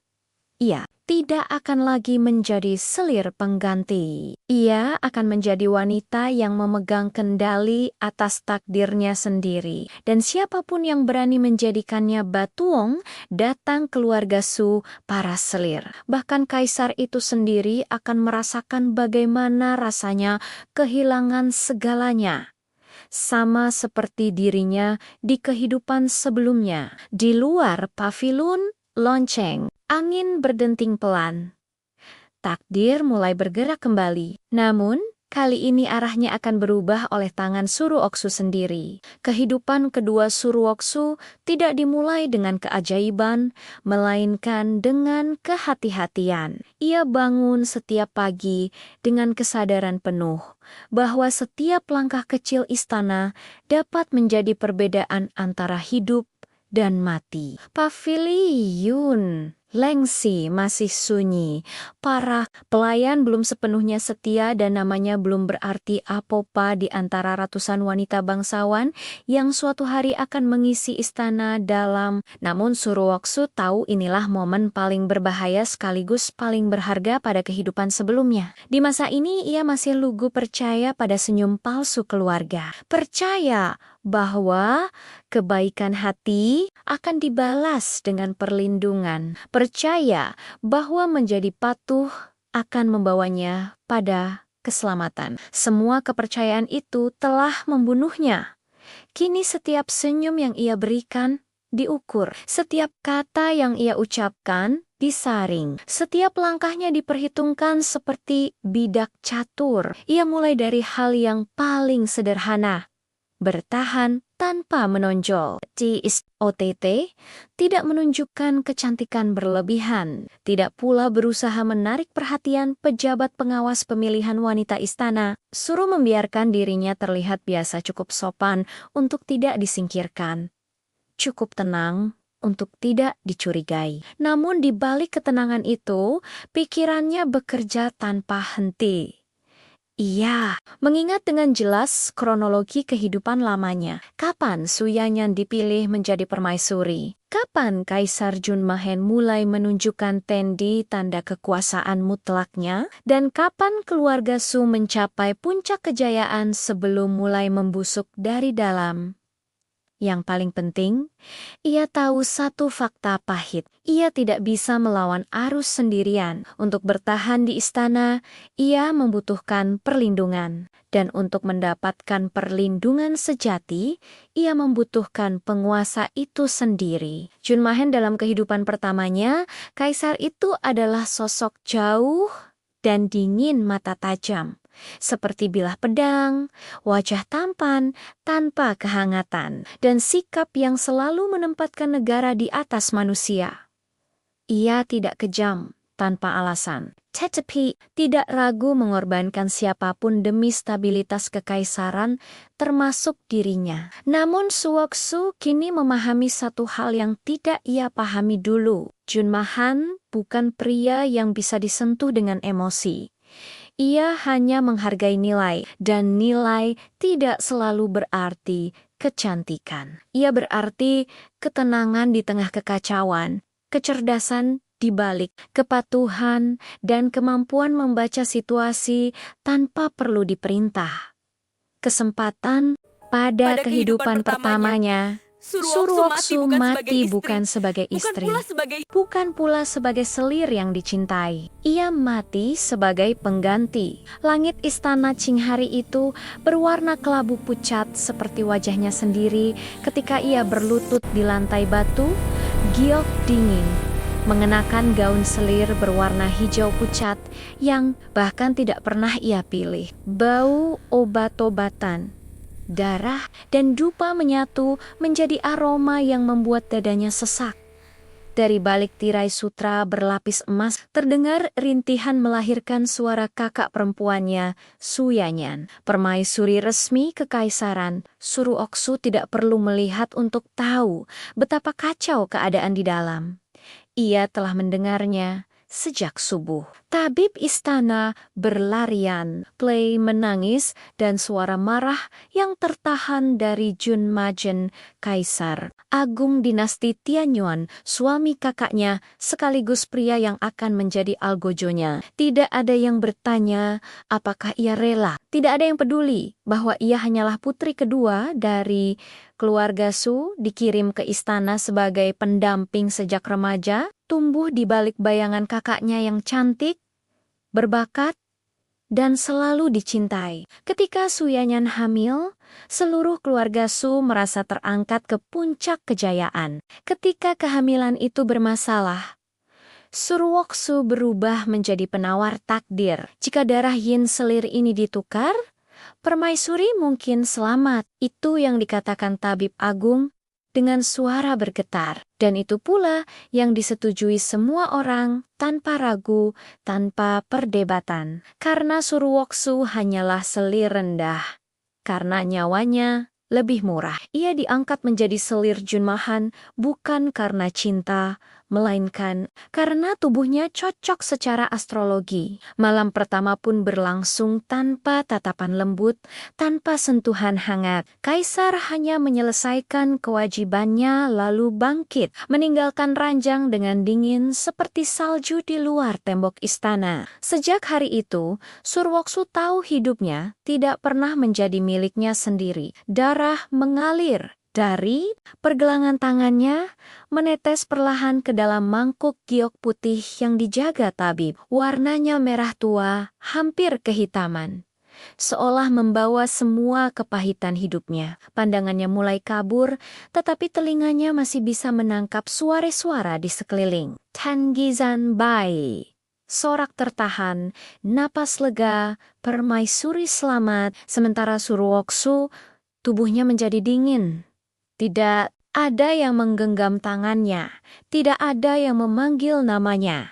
Bahkan Junmahen tidak pernah muncul di hadapannya. Bagi Kaisar, ia hanyalah harga yang pantas dibayar demi pewaris tahta. Kesadarannya perlahan tenggelam seperti daun jatuh ke kolam es. Dalam detik terakhir hidupnya yang terlintas bukanlah kebencian, melainkan seandainya ia tidak pernah berharap, seandainya ia tidak pernah tunduk, seandainya ia berani merebut takdirnya sendiri, kegelapan menelan segalanya. Namun takdir yang seharusnya berakhir di sana justru berbalik arah.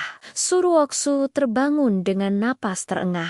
Dadanya naik turun tajam, seolah baru saja diselamatkan dari tenggelam. Aroma dupa ringan memenuhi ruangan, jauh berbeda dari bau darah dan obat pahit yang seharusnya mengiringi kematiannya. Kayu ukir bermotif awan keberuntungan menyambut matanya. Ini kamarnya, kamar kecil di pavilion Lengsi, tempat ia tinggal sebelum menjadi selir kaisar. Tangannya terangkat gemetar, kulitnya halus, tanpa luka, tubuhnya ringan, muda, belum terkuras oleh penderitaan bertahan-tahan di istana dalam, di cermin perunggu. Wajah yang menatap balik adalah wajahnya di usia 18, mata bening, bibir pucat, dan tanda bunga kecil di dahi yang belum sepenuhnya pudar. Ia hidup kembali bukan sebagai arwah, bukan sebagai bayangan, melainkan kembali ke awal neraka. Suruoksu duduk lama di tepi ranjang, membiarkan kesadaran menyatu dengan ingatan dua kehidupan. Setiap detail kematian lamanya terpatri jelas dinginnya lantai giok, rasa nyeri di pergelangan tangan, dan kenyataan pahit bahwa ia mati demi seseorang yang bahkan tidak pernah menoleh padanya dengan sungguh-sungguh. Namun kali ini hatinya tidak lagi rapuh. Api dingin menyala di balik ketenangan wajahnya. Ia tahu apa yang akan terjadi. Ia tahu siapa yang akan mengkhianati, siapa yang akan memanfaatkan, dan siapa yang akan berdiri di puncak kekuasaan dengan darahnya sebagai pijakan.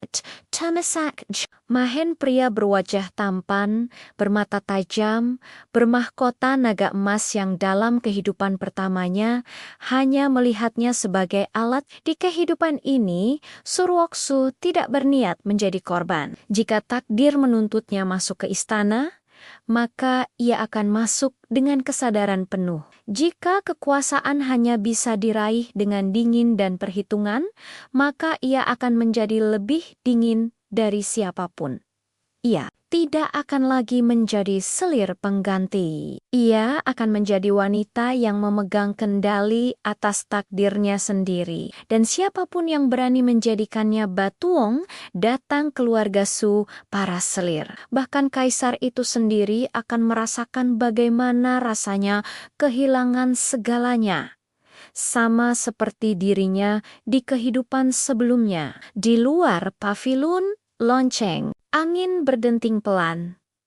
Takdir mulai bergerak kembali. Namun, kali ini arahnya akan berubah oleh tangan Suruoksu sendiri. Kehidupan kedua Suruoksu tidak dimulai dengan keajaiban, melainkan dengan kehati-hatian. Ia bangun setiap pagi dengan kesadaran penuh bahwa setiap langkah kecil istana dapat menjadi perbedaan antara hidup dan mati. Pavilion Lengsi masih sunyi.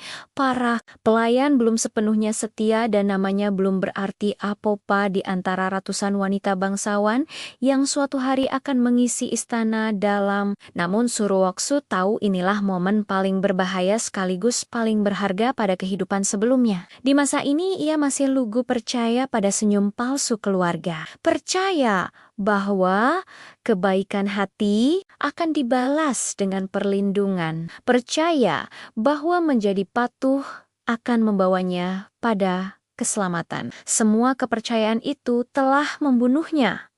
Kini setiap senyum yang ia berikan diukur. Setiap kata yang ia ucapkan disaring. Setiap langkahnya diperhitungkan seperti bidak catur. Ia mulai dari hal yang paling sederhana. Bertahan tanpa menonjol. OTT tidak menunjukkan kecantikan berlebihan, tidak pula berusaha menarik perhatian pejabat pengawas pemilihan wanita istana. Suruh membiarkan dirinya terlihat biasa, cukup sopan untuk tidak disingkirkan, cukup tenang untuk tidak dicurigai. Namun di balik ketenangan itu, pikirannya bekerja tanpa henti. Iya, mengingat dengan jelas kronologi kehidupan lamanya. Kapan Suyanyan dipilih menjadi permaisuri? Kapan Kaisar Junmahen mulai menunjukkan Tendi tanda kekuasaan mutlaknya? Dan kapan keluarga Su mencapai puncak kejayaan sebelum mulai membusuk dari dalam? Yang paling penting, ia tahu satu fakta pahit. Ia tidak bisa melawan arus sendirian. Untuk bertahan di istana, ia membutuhkan perlindungan. Dan untuk mendapatkan perlindungan sejati, ia membutuhkan penguasa itu sendiri. Junmahen dalam kehidupan pertamanya, kaisar itu adalah sosok jauh dan dingin mata tajam. Seperti bilah pedang, wajah tampan tanpa kehangatan, dan sikap yang selalu menempatkan negara di atas manusia. Ia tidak kejam tanpa alasan, tetapi tidak ragu mengorbankan siapapun demi stabilitas kekaisaran, termasuk dirinya. Namun Suwoksu kini memahami satu hal yang tidak ia pahami dulu. Junmahan bukan pria yang bisa disentuh dengan emosi. Ia hanya menghargai nilai, dan nilai tidak selalu berarti kecantikan. Ia berarti ketenangan di tengah kekacauan, kecerdasan di balik kepatuhan, dan kemampuan membaca situasi tanpa perlu diperintah. Kesempatan pada kehidupan pertamanya, Suruoksu mati bukan sebagai istri, bukan pula sebagai selir yang dicintai. Ia mati sebagai pengganti. Langit istana Qinghari itu berwarna kelabu pucat seperti wajahnya sendiri ketika ia berlutut di lantai batu, giok dingin, mengenakan gaun selir berwarna hijau pucat yang bahkan tidak pernah ia pilih. Bau obat-obatan, darah, dan dupa menyatu menjadi aroma yang membuat dadanya sesak. Dari balik tirai sutra berlapis emas, terdengar rintihan melahirkan suara kakak perempuannya, Suyanyan. Permaisuri resmi kekaisaran, Suruoksu tidak perlu melihat untuk tahu betapa kacau keadaan di dalam. Ia telah mendengarnya sejak subuh. Tabib istana berlarian, Plei menangis, dan suara marah yang tertahan dari Junmajen, kaisar agung dinasti Tianyuan, suami kakaknya, sekaligus pria yang akan menjadi algojonya. Tidak ada yang bertanya apakah ia rela. Tidak ada yang peduli bahwa ia hanyalah putri kedua dari keluarga Su, dikirim ke istana sebagai pendamping sejak remaja, tumbuh di balik bayangan kakaknya yang cantik, berbakat, dan selalu dicintai. Ketika Suyanyan hamil, seluruh keluarga Su merasa terangkat ke puncak kejayaan. Ketika kehamilan itu bermasalah, Suruoksu berubah menjadi penawar takdir. Jika darah yin selir ini ditukar, permaisuri mungkin selamat. Itu yang dikatakan tabib agung dengan suara bergetar. Dan itu pula yang disetujui semua orang tanpa ragu, tanpa perdebatan. Karena Suruoksu hanyalah selir rendah. Karena nyawanya lebih murah. Ia diangkat menjadi selir Junmahan bukan karena cinta, melainkan karena tubuhnya cocok secara astrologi. Malam pertama pun berlangsung tanpa tatapan lembut, tanpa sentuhan hangat. Kaisar hanya menyelesaikan kewajibannya lalu bangkit, meninggalkan ranjang dengan dingin seperti salju di luar tembok istana. Sejak hari itu, Suruoksu tahu hidupnya tidak pernah menjadi miliknya sendiri. Darah mengalir dari pergelangan tangannya, menetes perlahan ke dalam mangkuk giok putih yang dijaga tabib. Warnanya merah tua, hampir kehitaman, seolah membawa semua kepahitan hidupnya. Pandangannya mulai kabur, tetapi telinganya masih bisa menangkap suara-suara di sekeliling. Tangizan Bai. Sorak tertahan, napas lega, permaisuri selamat, sementara Suruoksu tubuhnya menjadi dingin. Tidak ada yang menggenggam tangannya, tidak ada yang memanggil namanya. Bahkan Junmahen tidak pernah muncul di hadapannya. Bagi kaisar, ia hanyalah harga yang pantas dibayar demi pewaris tahta. Kesadarannya perlahan tenggelam seperti daun jatuh ke kolam es. Dalam detik terakhir hidupnya yang terlintas bukanlah kebencian, melainkan seandainya ia tidak pernah berharap, seandainya ia tidak pernah tunduk, seandainya ia berani merebut takdirnya sendiri, kegelapan menelan segalanya. Namun takdir yang seharusnya berakhir di sana justru berbalik arah. Suruoksu terbangun dengan napas terengah. Dadanya naik turun tajam, seolah baru saja diselamatkan dari tenggelam. Aroma dupa ringan memenuhi ruangan, jauh berbeda dari bau darah dan obat pahit yang seharusnya mengiringi kematiannya. Kayu ukir bermotif awan keberuntungan menyambut matanya. Ini kamarnya, kamar kecil di pavilion Lengsi, tempat ia tinggal sebelum menjadi selir kaisar. Tangannya terangkat gemetar, kulitnya halus, tanpa luka, tubuhnya ringan, muda, belum terkuras oleh penderitaan bertahan-tahan di istana dalam, di cermin perunggu. Wajah yang menatap balik adalah wajahnya di usia 18, mata bening, bibir pucat, dan tanda bunga kecil di dahi yang belum sepenuhnya pudar. Ia hidup kembali bukan sebagai arwah, bukan sebagai bayangan, melainkan kembali ke awal neraka. Suruoksu duduk lama di tepi ranjang, membiarkan kesadaran menyatu dengan ingatan dua kehidupan. Setiap detail kematian lamanya terpatri jelas dinginnya lantai giok, rasa nyeri di pergelangan tangan, dan kenyataan pahit bahwa ia mati demi seseorang yang bahkan tidak pernah menoleh padanya dengan sungguh-sungguh. Namun kali ini hatinya tidak lagi rapuh. Api dingin menyala di balik ketenangan wajahnya. Ia tahu apa yang akan terjadi. Ia tahu siapa yang akan mengkhianati, siapa yang akan memanfaatkan, dan siapa yang akan berdiri di puncak kekuasaan dengan darahnya sebagai pijakan. Tamasak Mahen, pria berwajah tampan, bermata tajam, bermahkota naga emas yang dalam kehidupan pertamanya hanya melihatnya sebagai alat. Di kehidupan ini, Suruoksu tidak berniat menjadi korban. Jika takdir menuntutnya masuk ke istana, maka ia akan masuk dengan kesadaran penuh. Jika kekuasaan hanya bisa diraih dengan dingin dan perhitungan, maka ia akan menjadi lebih dingin dari siapapun.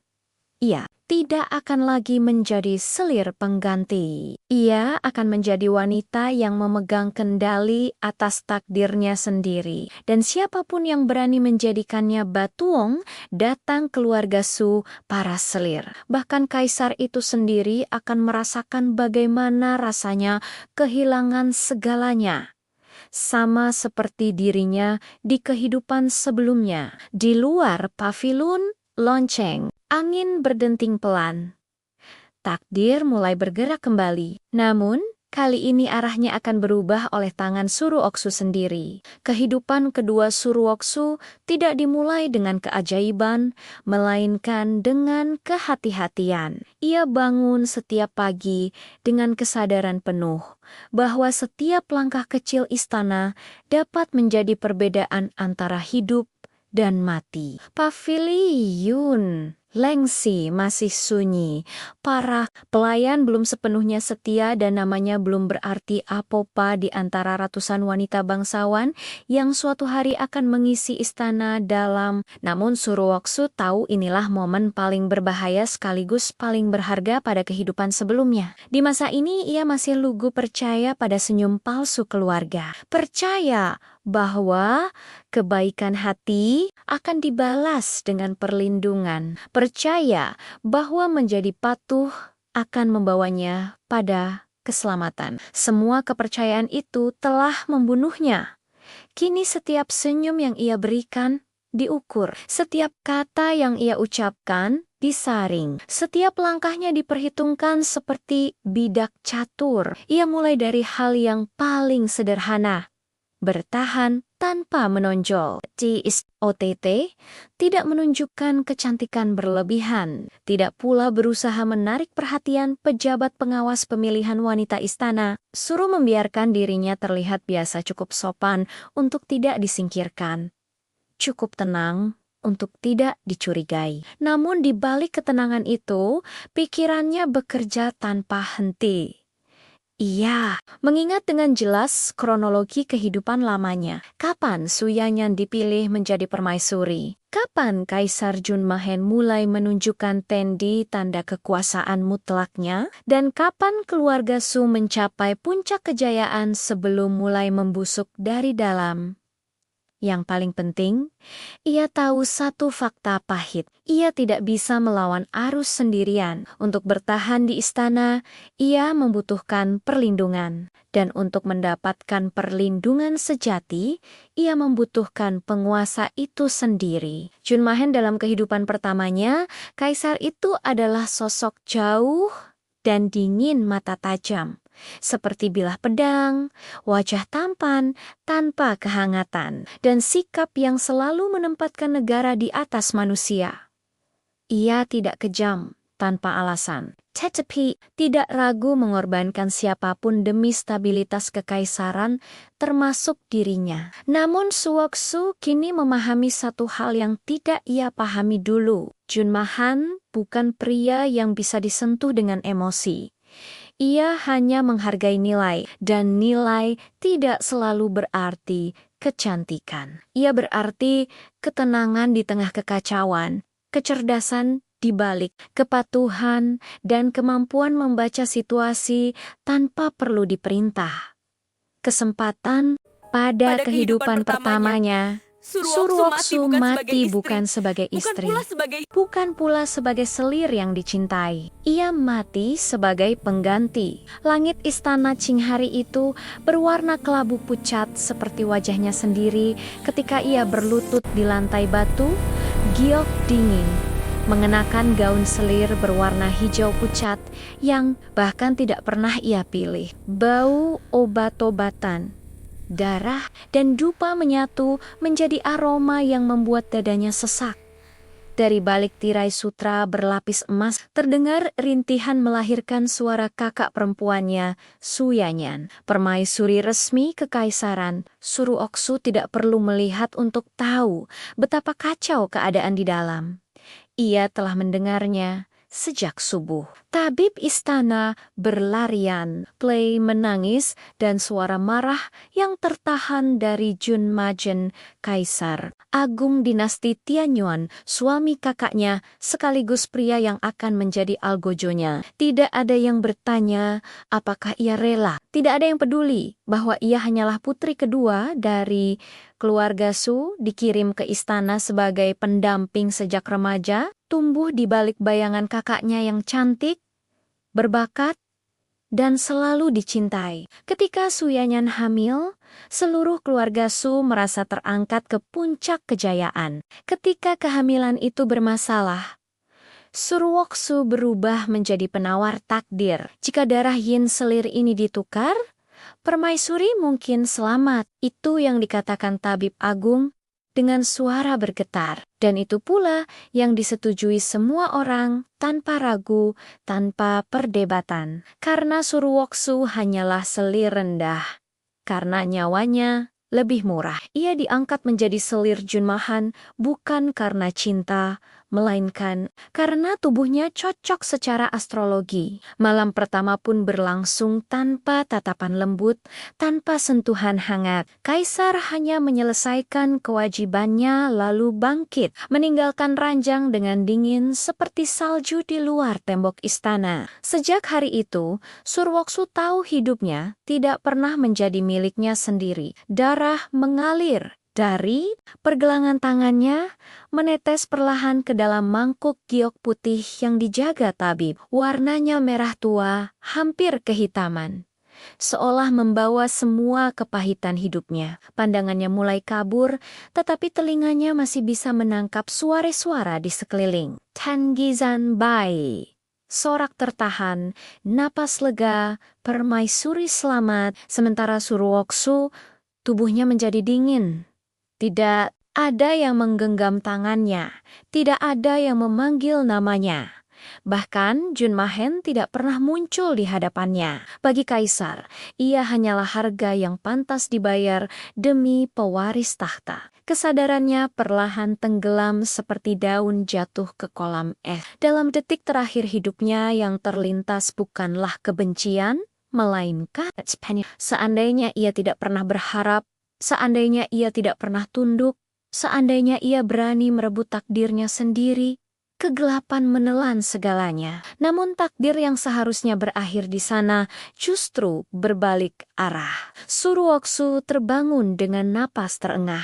Dadanya naik turun tajam, seolah baru saja diselamatkan dari tenggelam. Aroma dupa ringan memenuhi ruangan, jauh berbeda dari bau darah dan obat pahit yang seharusnya mengiringi kematiannya. Kayu ukir bermotif awan keberuntungan menyambut matanya. Ini kamarnya, kamar kecil di pavilion Lengsi, tempat ia tinggal sebelum menjadi selir kaisar. Tangannya terangkat gemetar, kulitnya halus, tanpa luka, tubuhnya ringan, muda, belum terkuras oleh penderitaan bertahan-tahan di istana dalam, di cermin perunggu. Wajah yang menatap balik adalah wajahnya di usia 18, mata bening, bibir pucat, dan tanda bunga kecil di dahi yang belum sepenuhnya pudar. Ia hidup kembali bukan sebagai arwah, bukan sebagai bayangan, melainkan kembali ke awal neraka. Suruoksu duduk lama di tepi ranjang, membiarkan kesadaran menyatu dengan ingatan dua kehidupan. Setiap detail kematian lamanya terpatri jelas dinginnya lantai giok, rasa nyeri di pergelangan tangan, dan kenyataan pahit bahwa ia mati demi seseorang yang bahkan tidak pernah menoleh padanya dengan sungguh-sungguh. Namun kali ini hatinya tidak lagi rapuh. Api dingin menyala di balik ketenangan wajahnya. Ia tahu apa yang akan terjadi. Ia tahu siapa yang akan mengkhianati, siapa yang akan memanfaatkan, dan siapa yang akan berdiri di puncak kekuasaan dengan darahnya sebagai pijakan. Tamasak Mahen, pria berwajah tampan, bermata tajam, bermahkota naga emas yang dalam kehidupan pertamanya hanya melihatnya sebagai alat. Di kehidupan ini, Suruoksu tidak berniat menjadi korban. Jika takdir menuntutnya masuk ke istana, maka ia akan masuk dengan kesadaran penuh. Jika kekuasaan hanya bisa diraih dengan dingin dan perhitungan, maka ia akan menjadi lebih dingin dari siapapun.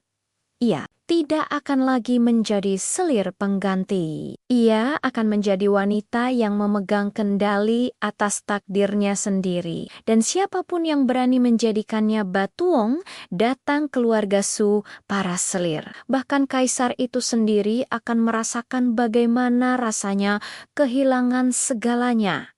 Sama seperti dirinya di kehidupan sebelumnya. Di luar pavilion lonceng, angin berdenting pelan.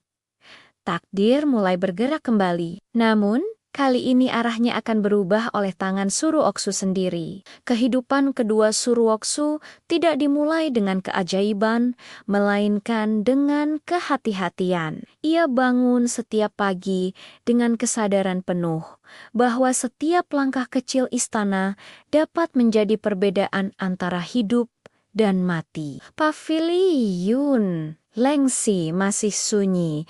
Para pelayan belum sepenuhnya setia dan namanya belum berarti apa-apa di antara ratusan wanita bangsawan yang suatu hari akan mengisi istana dalam. Namun Suruoksu tahu inilah momen paling berbahaya sekaligus paling berharga pada kehidupan sebelumnya. Di masa ini ia masih lugu percaya pada senyum palsu keluarga. Percaya bahwa kebaikan hati akan dibalas dengan perlindungan. Percaya bahwa menjadi patuh akan membawanya pada keselamatan. Semua kepercayaan itu telah membunuhnya.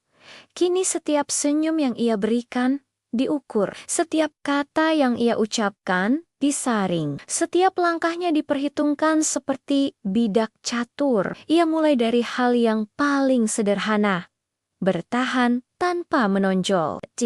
OTT tidak menunjukkan kecantikan berlebihan, tidak pula berusaha menarik perhatian pejabat pengawas pemilihan wanita istana. Suruh membiarkan dirinya terlihat biasa, cukup sopan untuk tidak disingkirkan, cukup tenang untuk tidak dicurigai. Namun di balik ketenangan itu, pikirannya bekerja tanpa henti.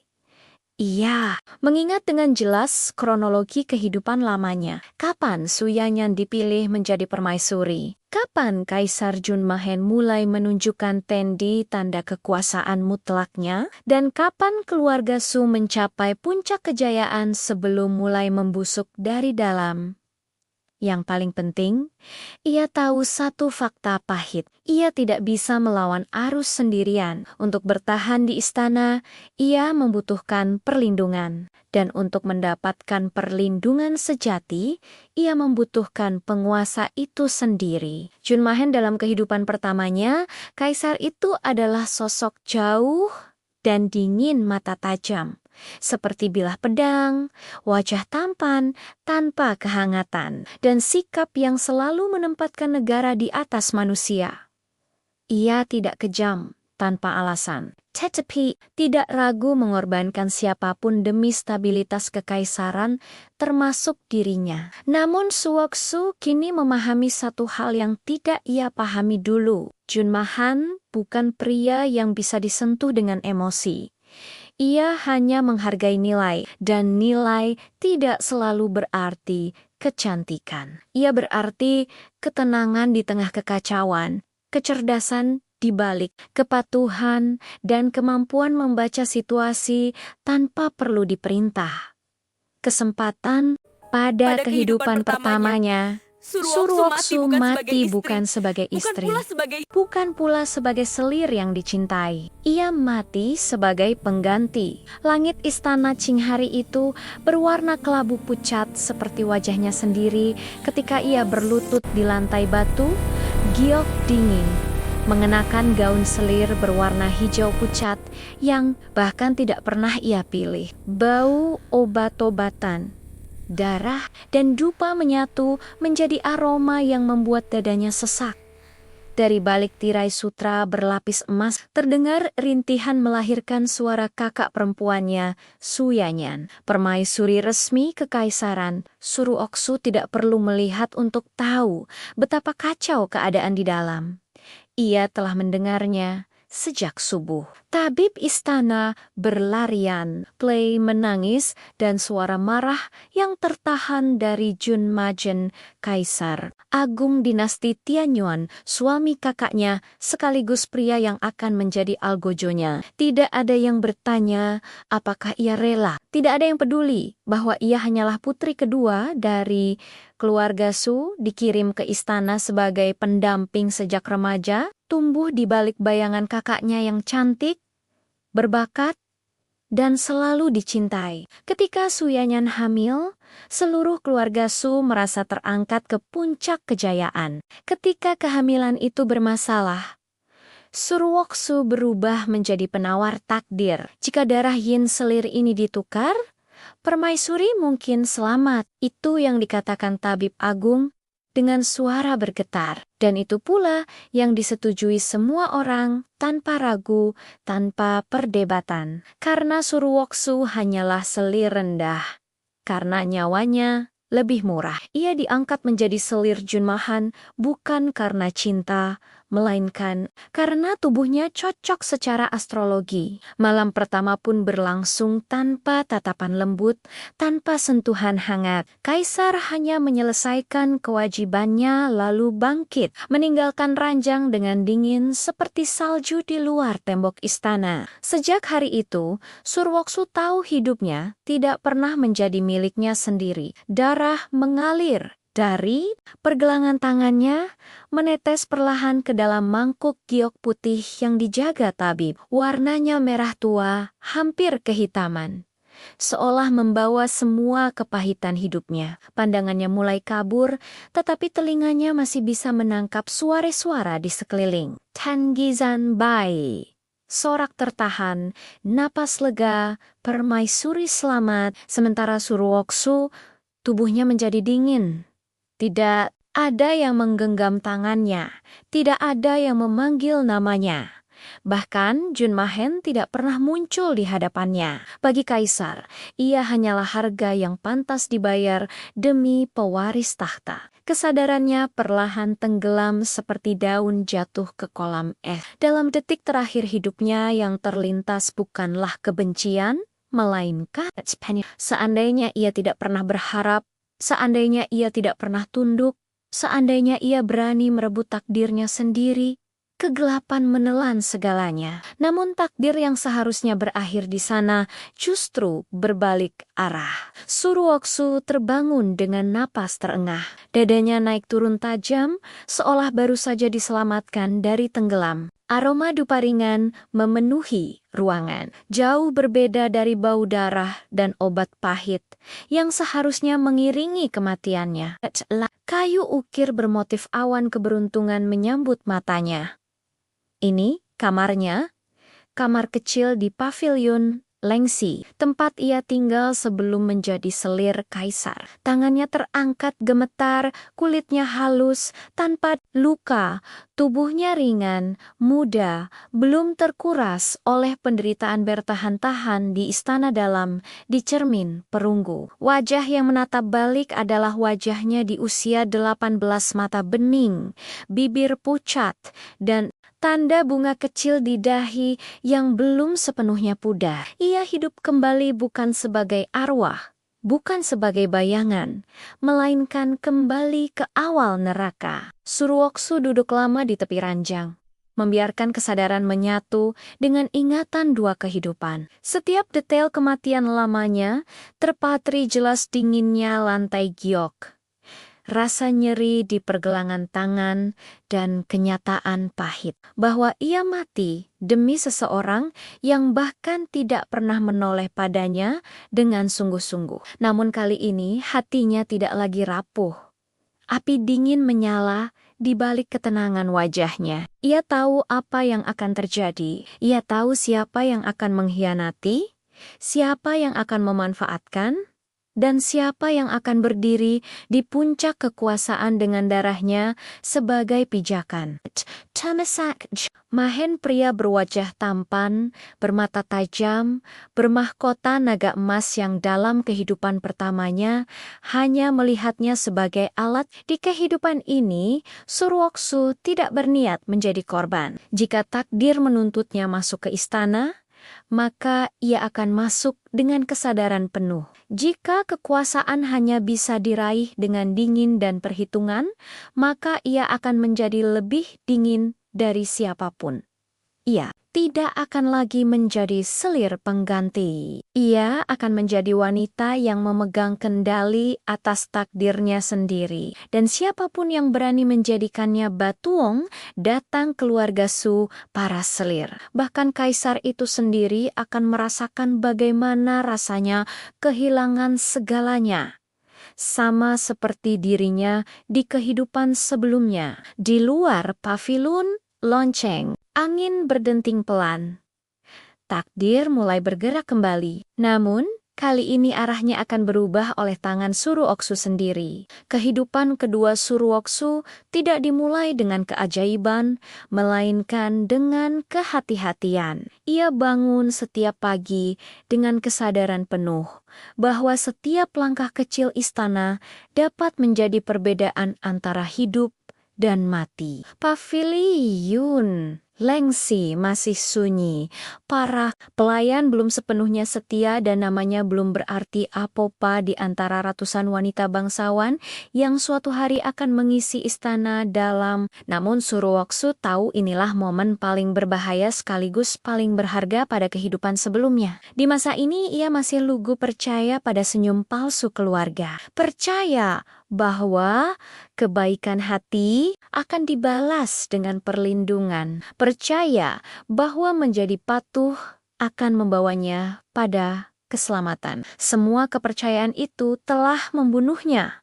Kini setiap senyum yang ia berikan diukur. Setiap kata yang ia ucapkan disaring. Setiap langkahnya diperhitungkan seperti bidak catur. Ia mulai dari hal yang paling sederhana. Bertahan tanpa menonjol. OTT tidak menunjukkan kecantikan berlebihan, tidak pula berusaha menarik perhatian pejabat pengawas pemilihan wanita istana. Suruh membiarkan dirinya terlihat biasa, cukup sopan untuk tidak disingkirkan, cukup tenang untuk tidak dicurigai. Namun di balik ketenangan itu, pikirannya bekerja tanpa henti. Iya, mengingat dengan jelas kronologi kehidupan lamanya. Kapan Su Yanyan dipilih menjadi permaisuri? Kapan Kaisar Junmahen mulai menunjukkan Tendi tanda kekuasaan mutlaknya? Dan kapan keluarga Su mencapai puncak kejayaan sebelum mulai membusuk dari dalam? Yang paling penting, ia tahu satu fakta pahit. Ia tidak bisa melawan arus sendirian. Untuk bertahan di istana, ia membutuhkan perlindungan. Dan untuk mendapatkan perlindungan sejati, ia membutuhkan penguasa itu sendiri. Junmahen dalam kehidupan pertamanya, kaisar itu adalah sosok jauh dan dingin mata tajam. Seperti bilah pedang, wajah tampan tanpa kehangatan, dan sikap yang selalu menempatkan negara di atas manusia. Ia tidak kejam tanpa alasan, tetapi tidak ragu mengorbankan siapapun demi stabilitas kekaisaran, termasuk dirinya. Namun Suwoksu kini memahami satu hal yang tidak ia pahami dulu. Junmahan bukan pria yang bisa disentuh dengan emosi. Ia hanya menghargai nilai, dan nilai tidak selalu berarti kecantikan. Ia berarti ketenangan di tengah kekacauan, kecerdasan di balik kepatuhan, dan kemampuan membaca situasi tanpa perlu diperintah. Kesempatan